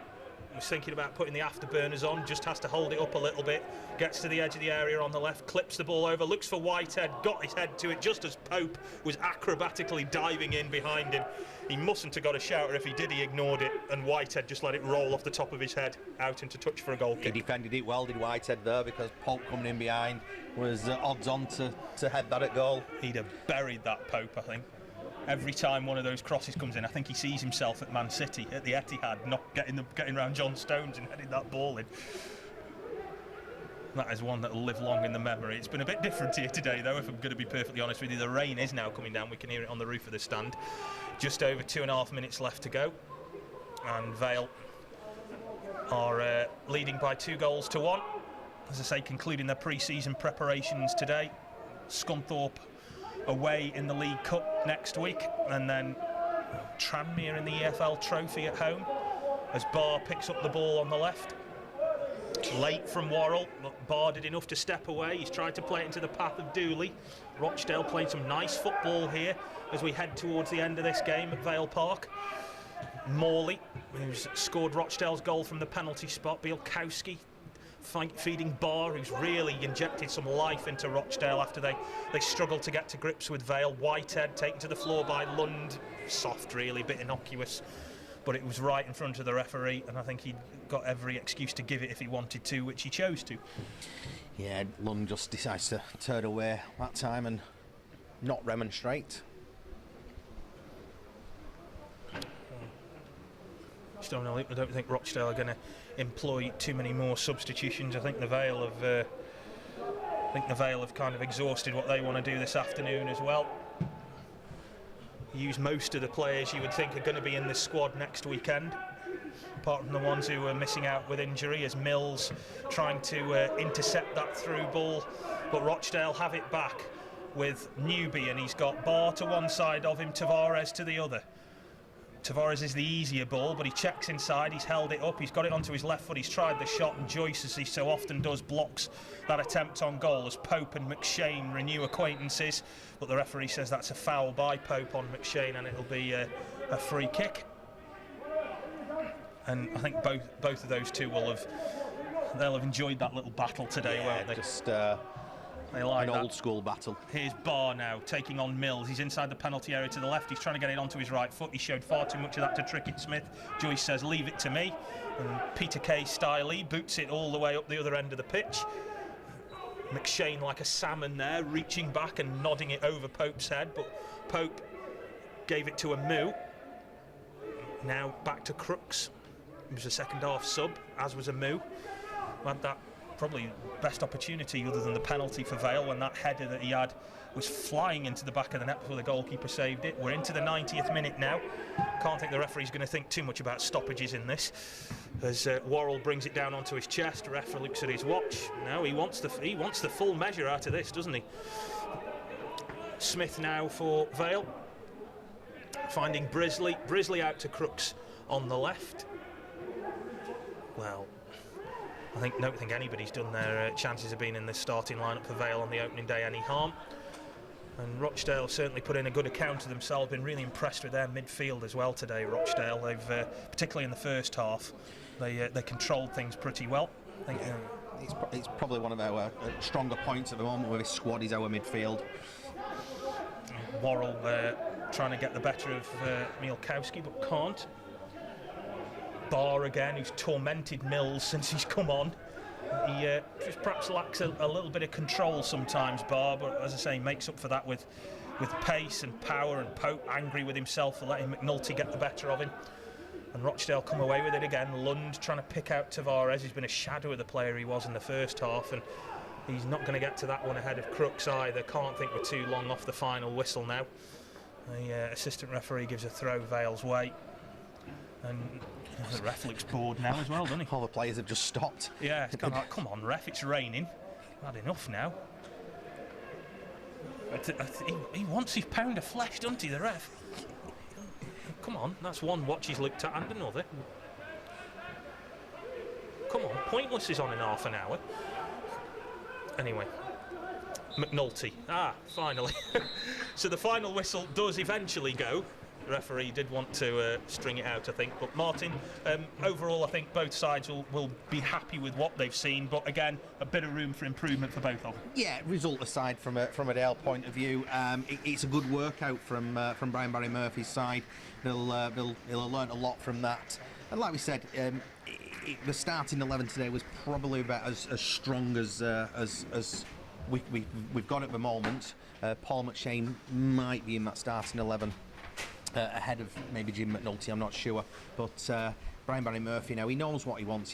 He'll have one or two eyes on players that he wants to bring in as well, and perhaps we'll see something in the next week before we head to the John Smith Stadium next Saturday. Martin, thank you very much for being part of the team this afternoon and bringing us this commentary. It's been a pleasure to have you. It's been a very surreal afternoon. It has been. It's my first behind closed doors game, so it's a little bit strange. It's been a bit odd, but thank you very much, and thank you very much at home, or as we found out from plenty of you this afternoon, wherever you happen to be. Thank you very much for joining us. That's the pre-season more or less done with. We'll see you when the season starts. Bye.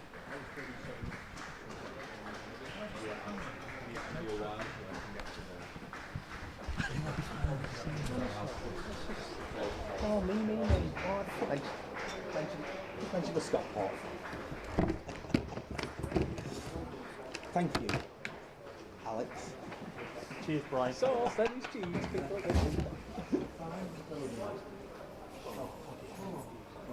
Freezing.